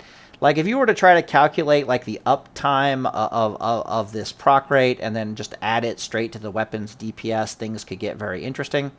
In fact, I think I'll pause the video and just do that right now for the hell of it, because I'm a mathematical kind of guy. Alright, so this is actually really interesting. So, math is kind of telling me that with a Seal of Righteousness, you're looking at not quite, thank you, not quite a 50% chance of uptime on this stupid proc over here. Where the hell are we? Okay, we're over here. So this actually has about a 50% uptime on its proc. Since it can proc double from a Seal of Righteousness, theoretically it's probably less than that, so we'll just say 40% and call it good. That means 40% of this, around about 50 DPS. I imagine if you have this weapon, you're really interested in taking the strength. So you're getting about 40% of 50 raw DPS added to the weapon's total. It's about 20, okay. So the base weapon total was about 70. Yeah, so this weapon is kind of swinging off and bitch slapping people. If we just factor the proc, the proc's DPS increase directly into the weapon itself, the weapon should say it has no proc whatsoever, but it does 90 DPS, which is a lot more DPS than this weapon over here. It's also got a weapon speed that allows for the extra weapon swing. This weapon is probably pretty good and is not fucking around. Blood Drinker is almost dead to us. It really makes me sad. If you're going to go for a two-handed weapon, the fact is you're going to want an Untamed Blade, you're going to want a Kalvindor's Revenge, you're going to want a Hand of Ragnaros, or you're going to want a Dark Edge of Insanity. Halberd of Smiting has been very disappointing, mostly because it's got a 3% proc chance. The proc damage from it is not subject to armor, which is kind of interesting, but you're better off going sword and board with the mighty Edward the Odd under those conditions. Close that and whatever. So I'm not a big fan of how Halberd of Smiting. The effects of it say everything right there. Low damage, weapon speed's kind of somewhat serviceable. No stats, that's a big problem. The proc rate on the thing is kind of questionable. It might be a subject of, well, yeah, it doesn't proc very often, but then again, blah, blah, blah, blah, blah, blah, blah. Probably doing the same amount of proc damage as this weapon over here, and it probably does the same amount of proc damage as this weapon over here. Everything's probably about the same, despite the low proc rate, but I'm not a big fan. Dark Edge of Insanity is a fascination, and I'll explain why Dark Edge of Insanity is a fascination. The weapon proc is shit, but you can heal off of it. You can heal off of it spectacularly easy. In fact, I have a video with McConnell of me showing just how easy it is to heal off the damn thing. I've been talking for a long time. Let me take a drink of water here real fast.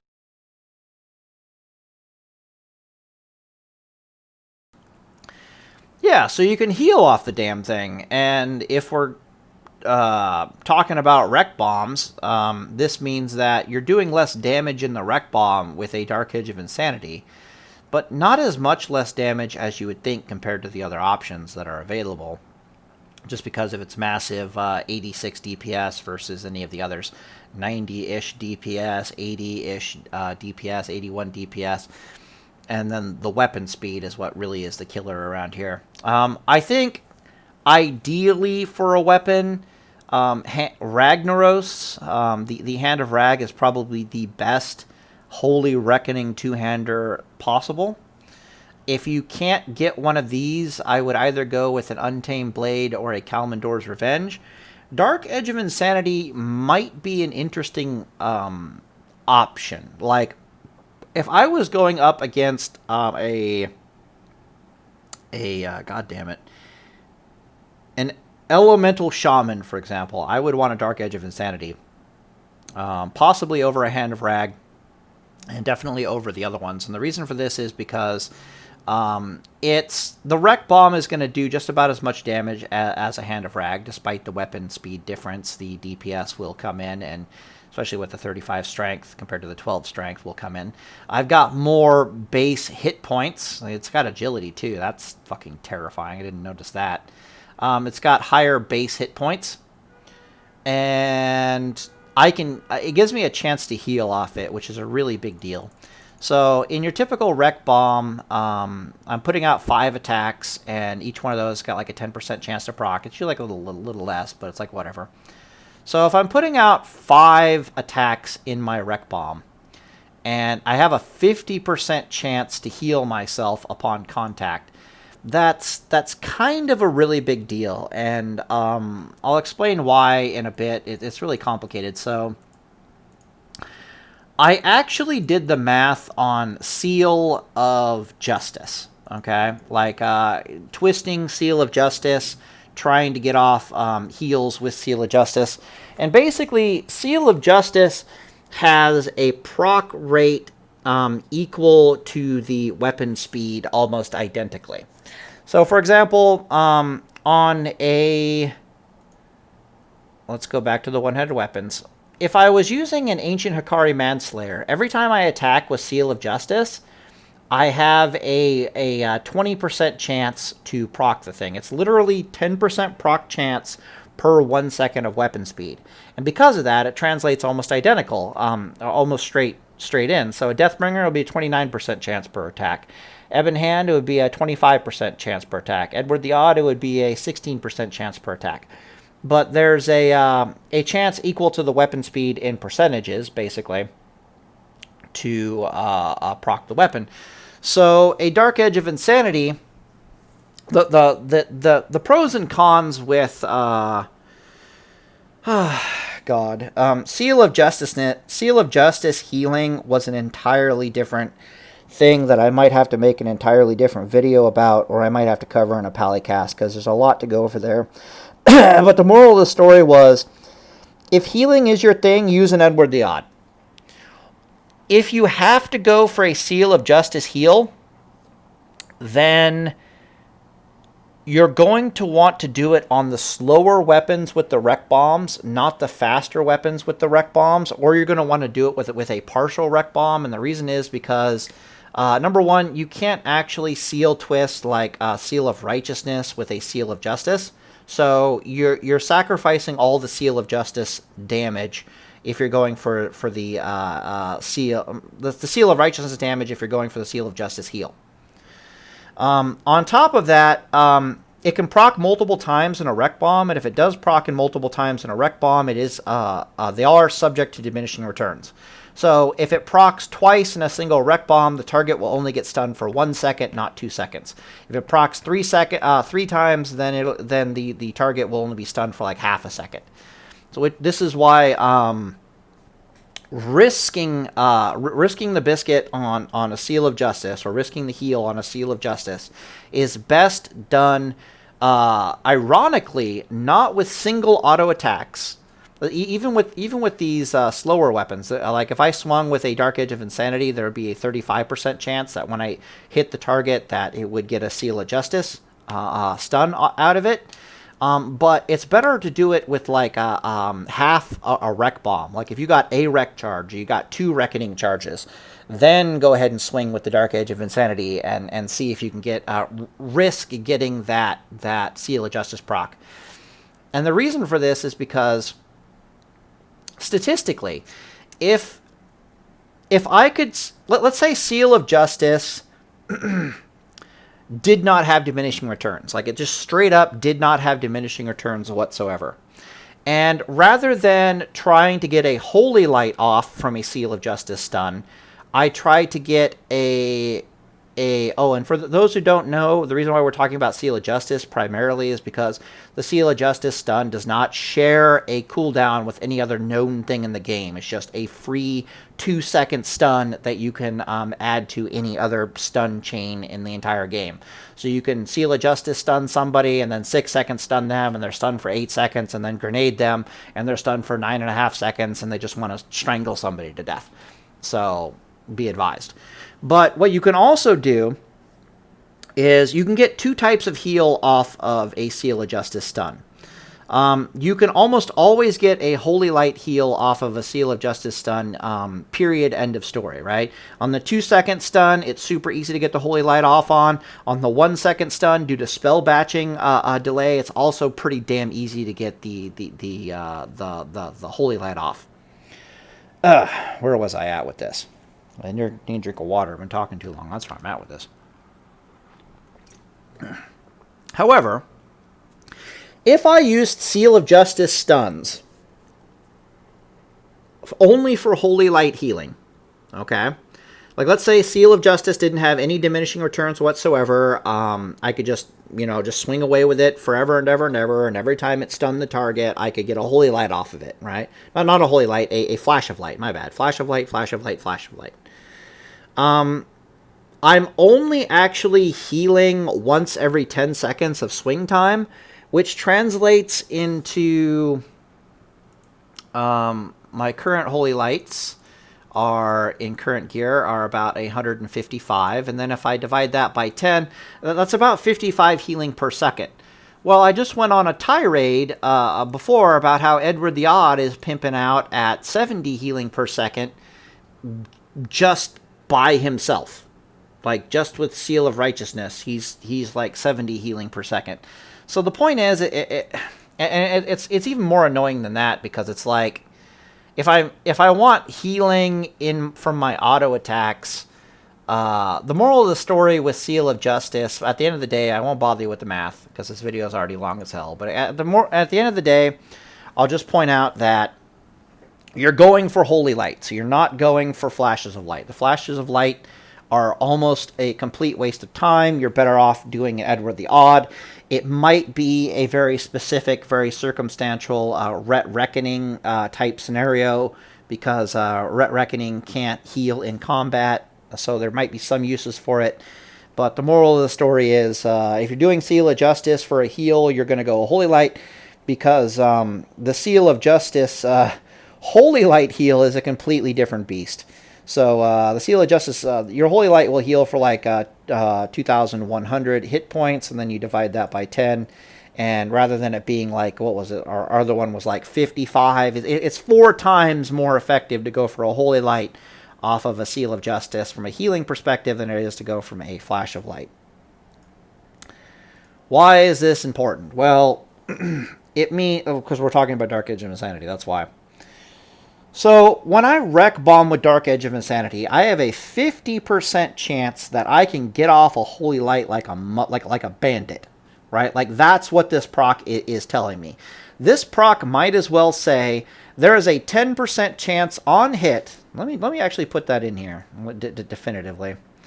Okay, so proc might as well say that there's a might as well say Moz.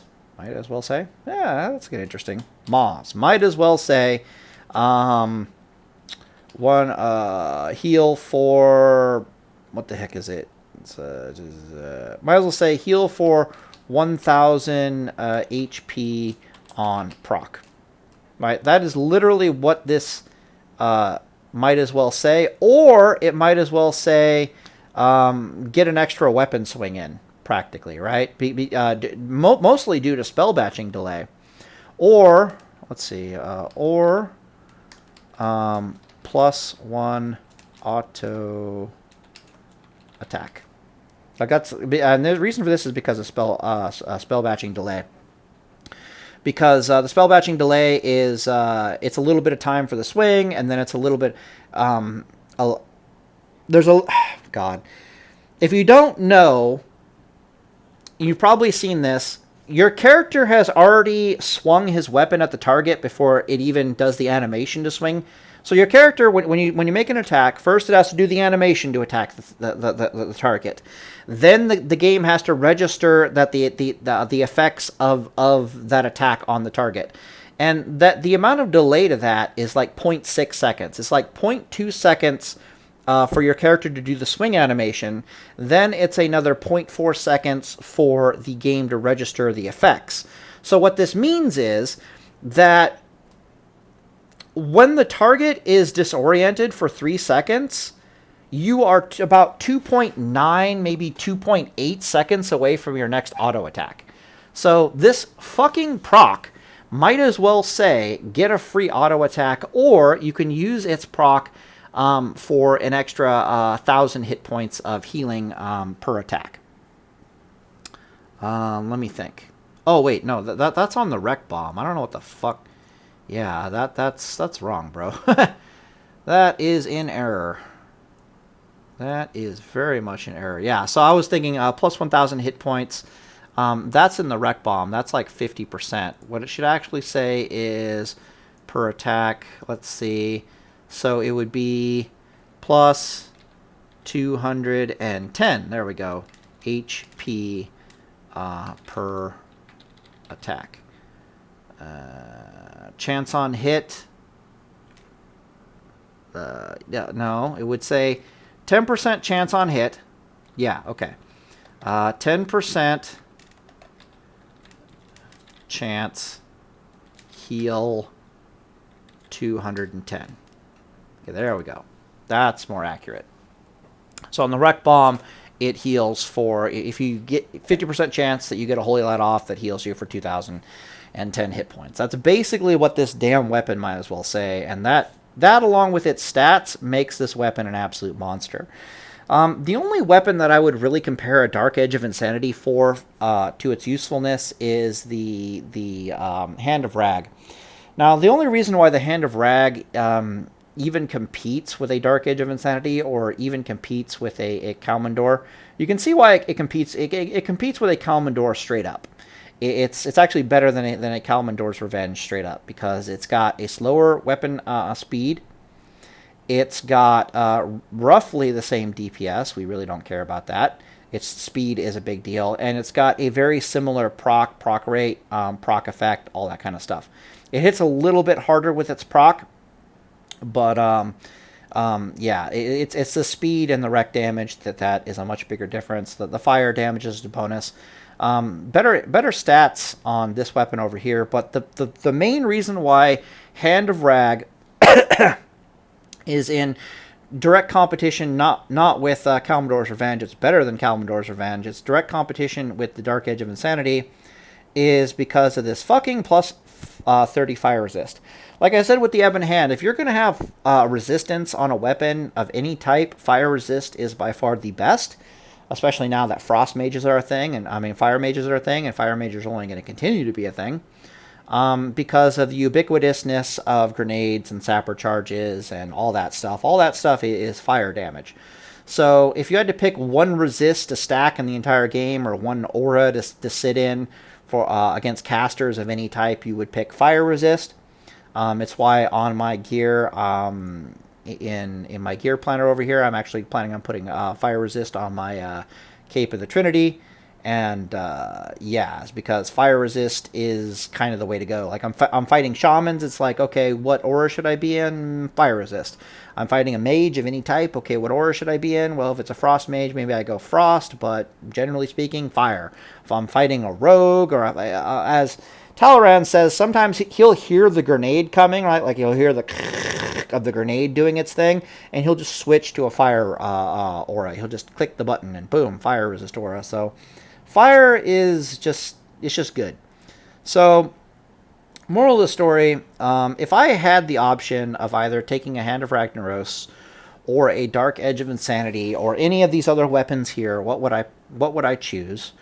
The answer is, let me think.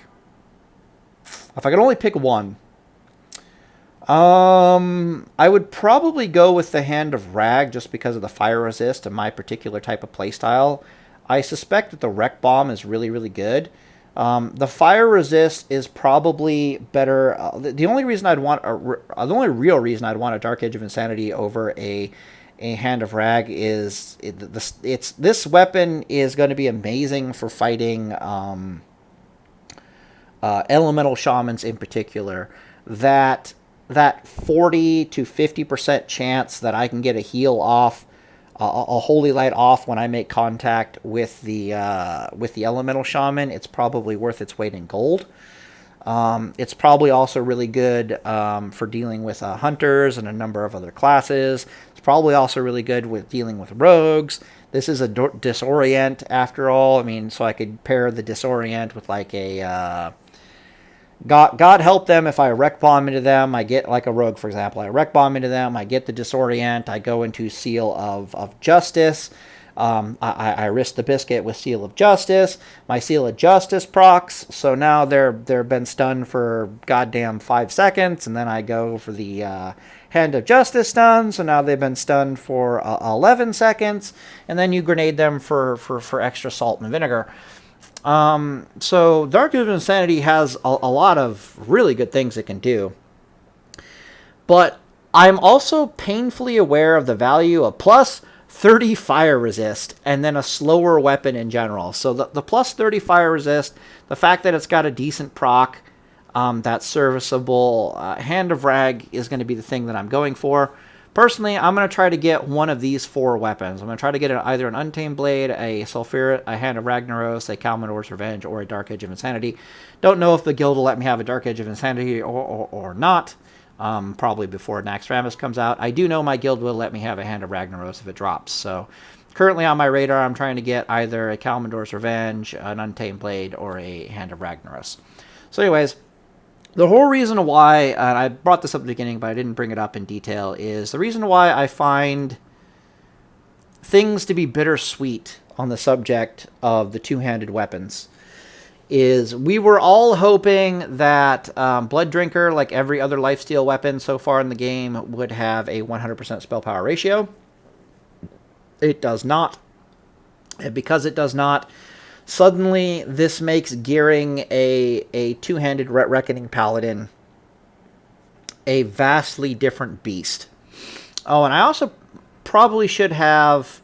No, it's got such a low proc rate, it really shouldn't even be here. I was going to say I probably should have Nightfall, the Axe Nightfall on this list to talk about, but I hear it's got such a low proc rate that it's not really worth talking about, sadly.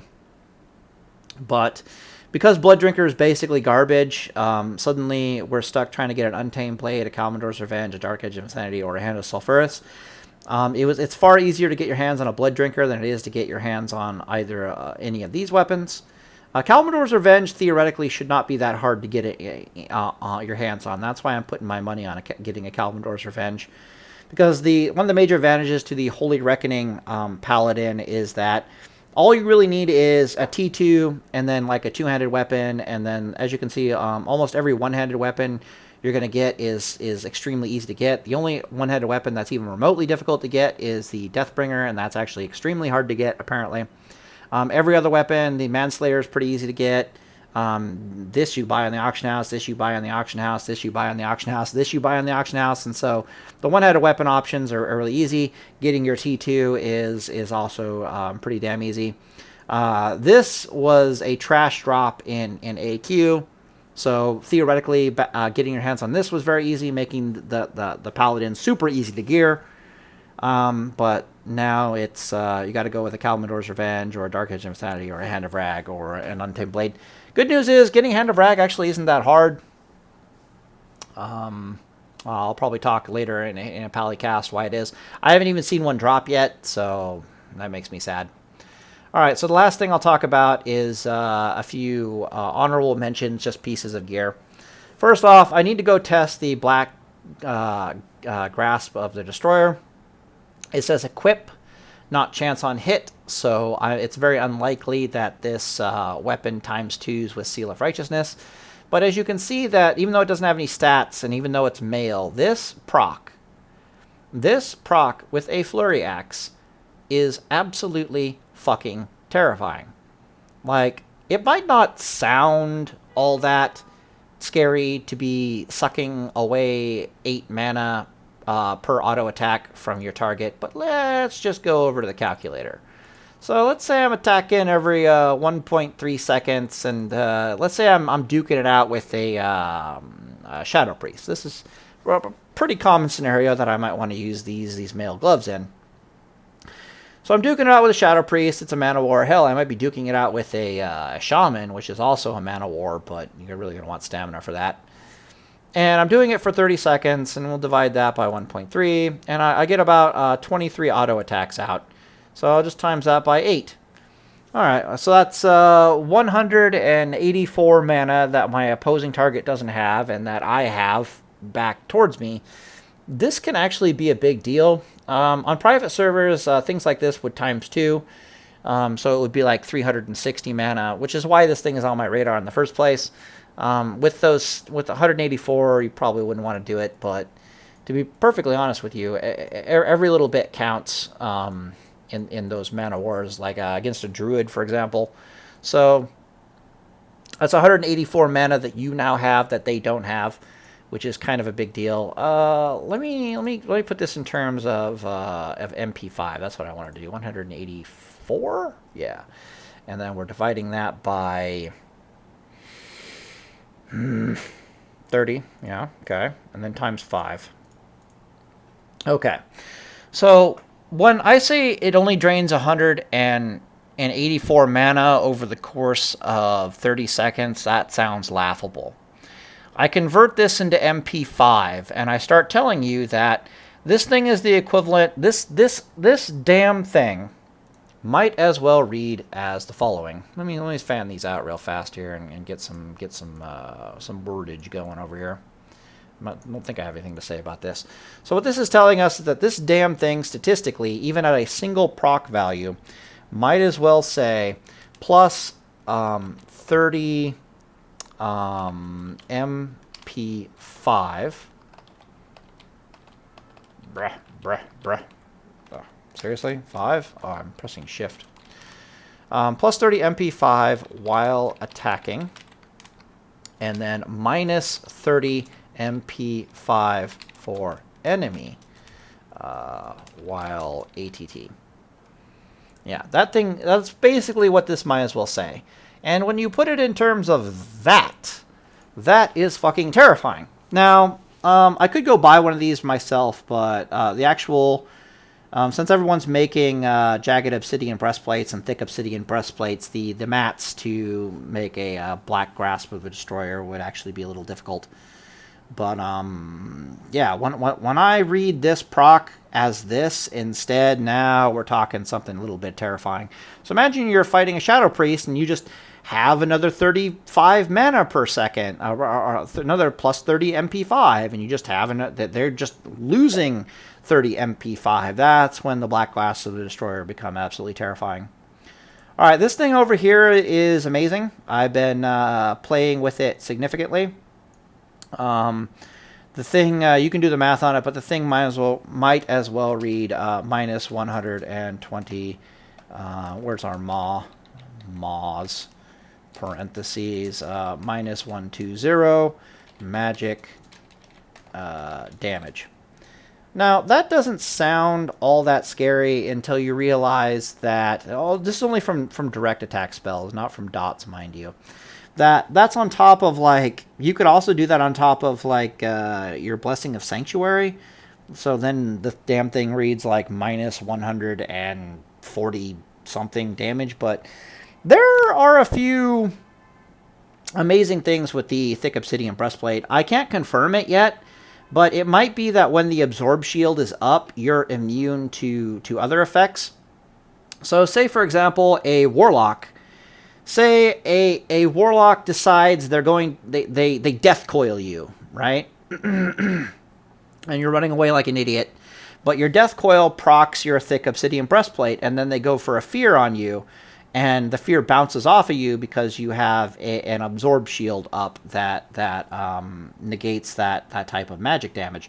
Can't confirm that yet, but I've seen some weird shenanigans dueling. I've seen some weird shenanigans dueling against certain classes that make me suspect that that's actually what's going on. I really should go test it rather than talking out my ass here, but just as a general rule, this thing is absolutely amazing. It is a must if you're facing any spellcasters, and if I had no idea what the hell I was going up against, like, period, I'd be taking this just in my T2 set, just period. Like, it would be T2, thick obsidian breastplate, maybe a jagged obsidian edge shield, or whatever shield I like, and blah, blah, blah, blah, blah. The shield that is really good, that I almost always go with these days, is the Malastars Defender, just because it has a metric shit ton of armor, and it's got decent stats. You can see here my current armor is like 61%, in this gear almost 62%. I'll talk about my talents here in a bit. Skullflame Shield. What do we know about Skullflame Shield? This is common knowledge, but we'll say it anyways. Has 100% SP ratio on the heal, on the life steal. Remember that life stealing healing is not subject to things like Mortal Strike or any other diminishing effects on the healing. For the fire damage has no spell power ratio whatsoever. The downside to this weapon is can only proc if shield. If you can... no, that's not true. You can only proc from front like a shield block.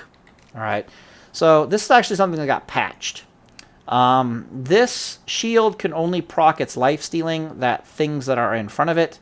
It can proc when you're stunned, though. So if a rogue is dumb enough to see you with this shield and they attack you from the front,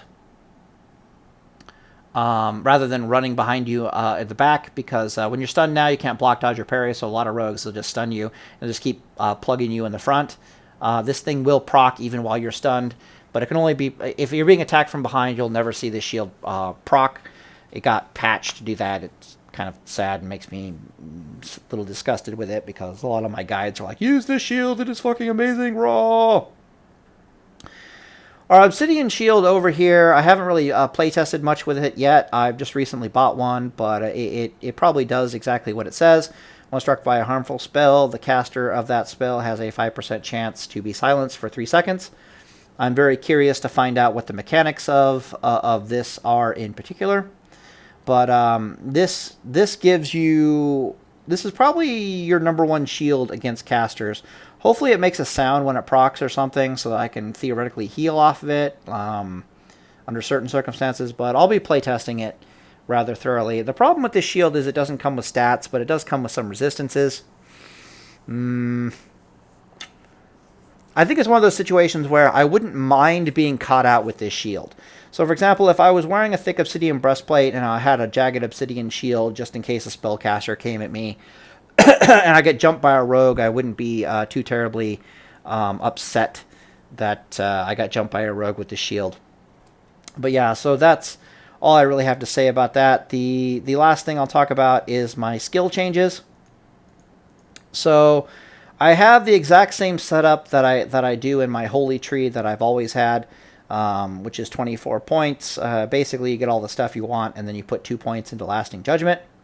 But what I've changed in the protection tree is I've stripped my points out of Improved Righteousness, which weren't in my guide to begin with. But I've completely stripped all the points out of Improved Concentration Aura, and I put all my points into Improved Toughness.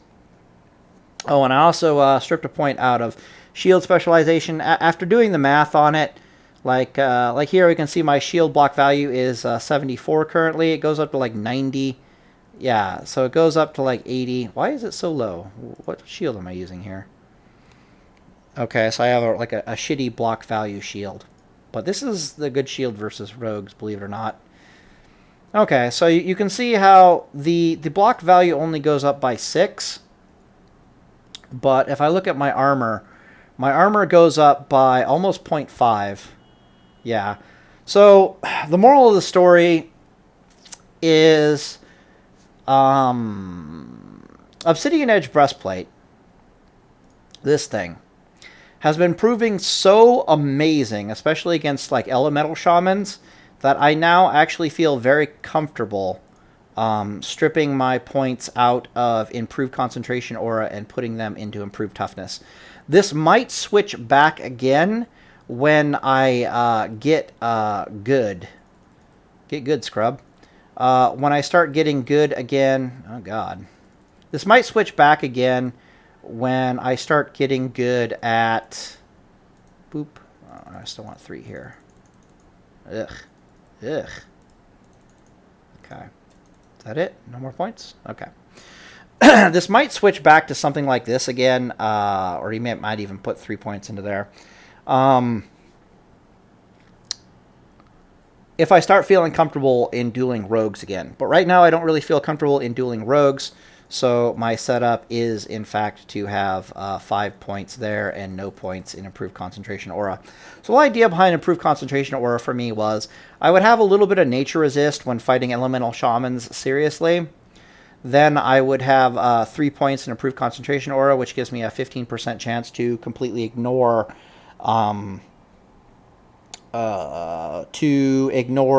spell interrupts such as Earthshock. And then I would have Obsidian Edge Breastplate on top of that. So the idea was that I would have a 15% chance to ignore their interrupts and get off a heal, irregardless. Go screw yourself. I would have a 10% chance to just straight up resist whatever the hell they were doing, so I could get heals off anyways. Or maybe a 15% chance. And then I would also have like a 5% chance every time a spell landed on me to silence them for 15 seconds from the Obsidian Edge shield. And somewhere between all those dice rolls, things would just kind of go my way. But as it is right now, between a thick Obsidian Breastplate and a jagged Obsidian Edge shield, I'm feeling remarkably comfortable against, and I can still go a little resistance as well, remarkably comfortable against shamans as is. And my current strategy is, we can see it over here, I don't use an Ebon Hand. I use, my bad, I don't use an Edward the Odd. I use an Ebon Hand versus the elemental shamans. And I go into resistance aura. So I go Obsidian, Jagged Obsidian Edge Shield. Yeah, might as well kick up the hit points. Did I already do the hit points? Yeah, I did. Okay, nice. So, as you can see here, I've still got a little bit of nature resist, and you can switch my gear around to get a little bit of better nature resist. The fire resist is what I'm sitting in. I'm not sitting in concentration aura because I don't have concentration aura anymore. Instead, I'm sitting in fire resist aura to help shrug off, to help resist the grenade that comes out and does damage to you, or to help and also to resist the fire nova totem, assuming that that's in play. And rather than going for the heal resist, I'm basically just sitting in the fire resist aura now against the elemental shamans, and it's been working out pretty good, so I'm actually quite happy with it. But against rogues, in particular, since I'm really struggling with rogues right now, I also talk about in my guides where it's like, okay, against rogues, you want to go into concentration aura and you want to start casting heals because it forces them to kick you, which wastes their energy, which means you heal anyways, because otherwise they'd use that energy to deal damage to you. Having a 15% chance that you just get the heal off anyways is just icing on the cake, and it makes everything absolutely super miserable for the rogue. Toughness is just better. Like, toughness is just better under almost all circumstances against a rogue, period. Even though the concentration aura, the argument for concentration aura was it was good against both elemental shamans and it was good against rogues, whereas the toughness was only good against rogues. And theoretically, this is also good against like warriors and stuff too. But since I'm finding it so comfortable with Obsidian Edge Breastplate now, I've switched into 5 out of 5 toughness. Toughness is better than anticipation. Don't get me started on that. There's a long conversation on the subject. Everyone tells you that toughness is a worthless talent. It's not, because especially in the hands of a paladin, because being alive rather than being dead usually means that you suddenly become full life again, and you cause serious problems for the enemy. So toughness is a big deal. If I strip out all the points from toughness, you can see the difference here. So I got the gear, got the right gear, got the Malastars. No, I don't have Malastars. So Malastars Defender. Malastars Defender is really good against the rogues because it's got just a massive amount of armor. It's got like 300 more armor than most shields. I've also got a Dark Iron Ring here for reversing rogues. Really big fan of that, but you can switch out to whatever ring you want in general. If I go over here to my current armor, it's 61.7%. If I strip out all the points from this, you're going to see it go down by about 2%. If memory serves, it's worth about 2% armor.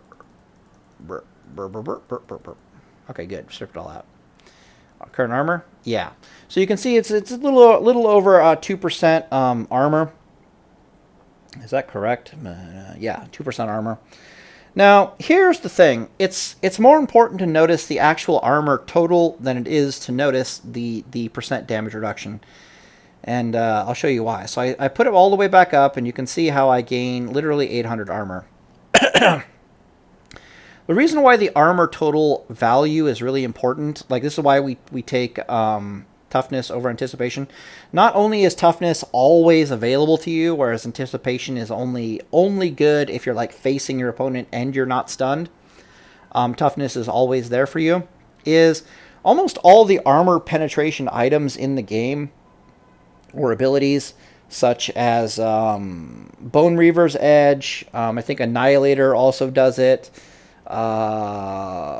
Expose armor from rogues. Expose armor from rogues will reduce your armor by 1,700.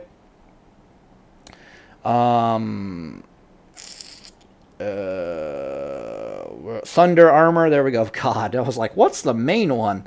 Thunder armor reduces your at 5 stacks. It reduces your armor by like 2,100 armor. Overstacking armor is a good thing because it grants us protection from all these abilities that are supposed to strip away your armor. So I'll give you a primary example of this. So I've been really struggling with rogues these days, and they're using a lot of like I didn't have improved toughness 5 out of 5. They're using a lot of armor penetration, and they're just standing toe to toe with me, and they're just beating me, and it's just really annoying. Like I'm not a fan, which is why I started looking at all this math.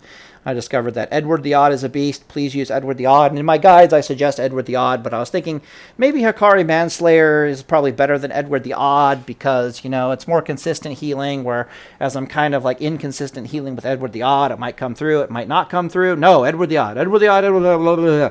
Just the raw stats and DPS out of the Edward the Odd are amazing for fighting against rogues and for fighting against warriors. That risking the biscuit is on the 6% proc chance isn't all that bad. Primarily because you're going to have fights where your stun is failing you. It's being resisted all the time, but Edward the Odd is going off, and Edward the Odd is saving your ass. Then you're going to have fights where Edward the Odd isn't going off, but your stun isn't getting resisted. So you're just having a normal fight, and since your stun isn't being resisted, you're pretty much a happy camper. And then very rarely do you get those fights where both the stun is failing you and the Edward the Odd is failing you, and then you just kind of have a really bad time. Manslayer, you can't really say the same thing for. Like, Manslayer is almost always going to be proccing all over the place, but the proc doesn't do enough healing to really make up for the fact that a stun gets resisted. Like, a stun gets resisted or a stun misses. Keep in mind that your hit chance is added to your Hand of Justice.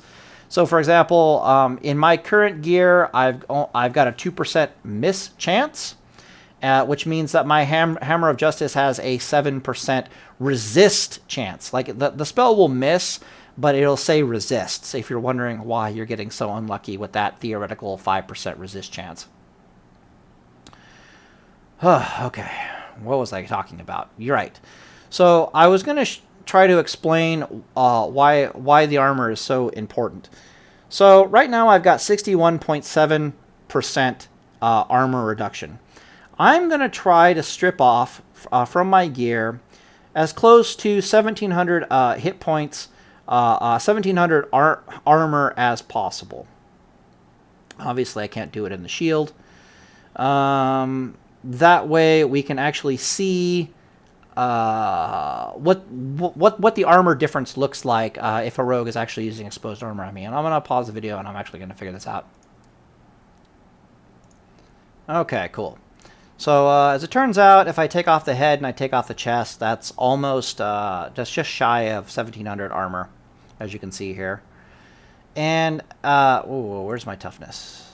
Okay, so I got toughness. Okay, cool. So, I've just been reduced by 1,700 armor from a, what's it called? Damn. Exposed armor. There we go. God, kill me. And you can already see that my hit points are still at like 5,000. My armor is still at a 56%. Like, that's still a very healthy amount of armor. I would also notice that note that I could still be in a devotion aura under these conditions, which I typically will be. If I see that my armor is exposed, I'll be like, oh, time for devotion aura. Which I've started doing things where I'll start the duel in Devotion Aura, and then only when I'm in a toe-to-toe fight with a rogue and I don't have exposed armor on will I go into Reflect Damage Aura, or I might just sit in Devotion Aura the entire time and let Edward the Odd just laugh at the poor rogue bastard. So Devotion Aura is about 700 armor, and my Judgment Crown here has about 700 armor. So if you recall, we were at 56.5%. But let's look at it more practically. Boom. So this is with Devotion Aura up. I'm at 59 fucking %. Okay? So I remember this. So with Devotion Aura up, in this gear with a Judgment Breastplate, I'm actually at about 63.4% armor reduction. Okay? In exposed armor situations from a rogue, a max rank exposed armor, I only drop from 63.4 to a 59%. That's not enough damage reduction to warrant all those combo points being dumped into exposed armor. This is why it's so valuable to overstack toughness. But anyways, let me completely remove toughness, and you'll see where we're at. Yeah, so if I completely remove toughness and I'm under exposed armor conditions with Judgment Crown, my bad, with Devotion Aura up, I suddenly drop down to about just shy of 57%. So it's all about 2% armor reduction. So if I put this on, I gain about 2% armor reduction. When I put on my extra gear, I gain about 2% armor reduction. When I put on Devotion Aura, it goes up 2%. It's like 2%, 2%, 2%, 2%, 2%. However, as you know, that 2%, there's a big difference between being at 59% damage reduction and then dropping to 57% damage reduction than it is at being at a 63% damage reduction. You get the point. So tough. There's a big reason. The point is we overstack armor as a paladin to protect ourselves from armor reduction abilities in the game. And I'll also show you a major issue. I want to remove this real fast. So, that's not a bad one, but whatever. Oh, I don't want anything here.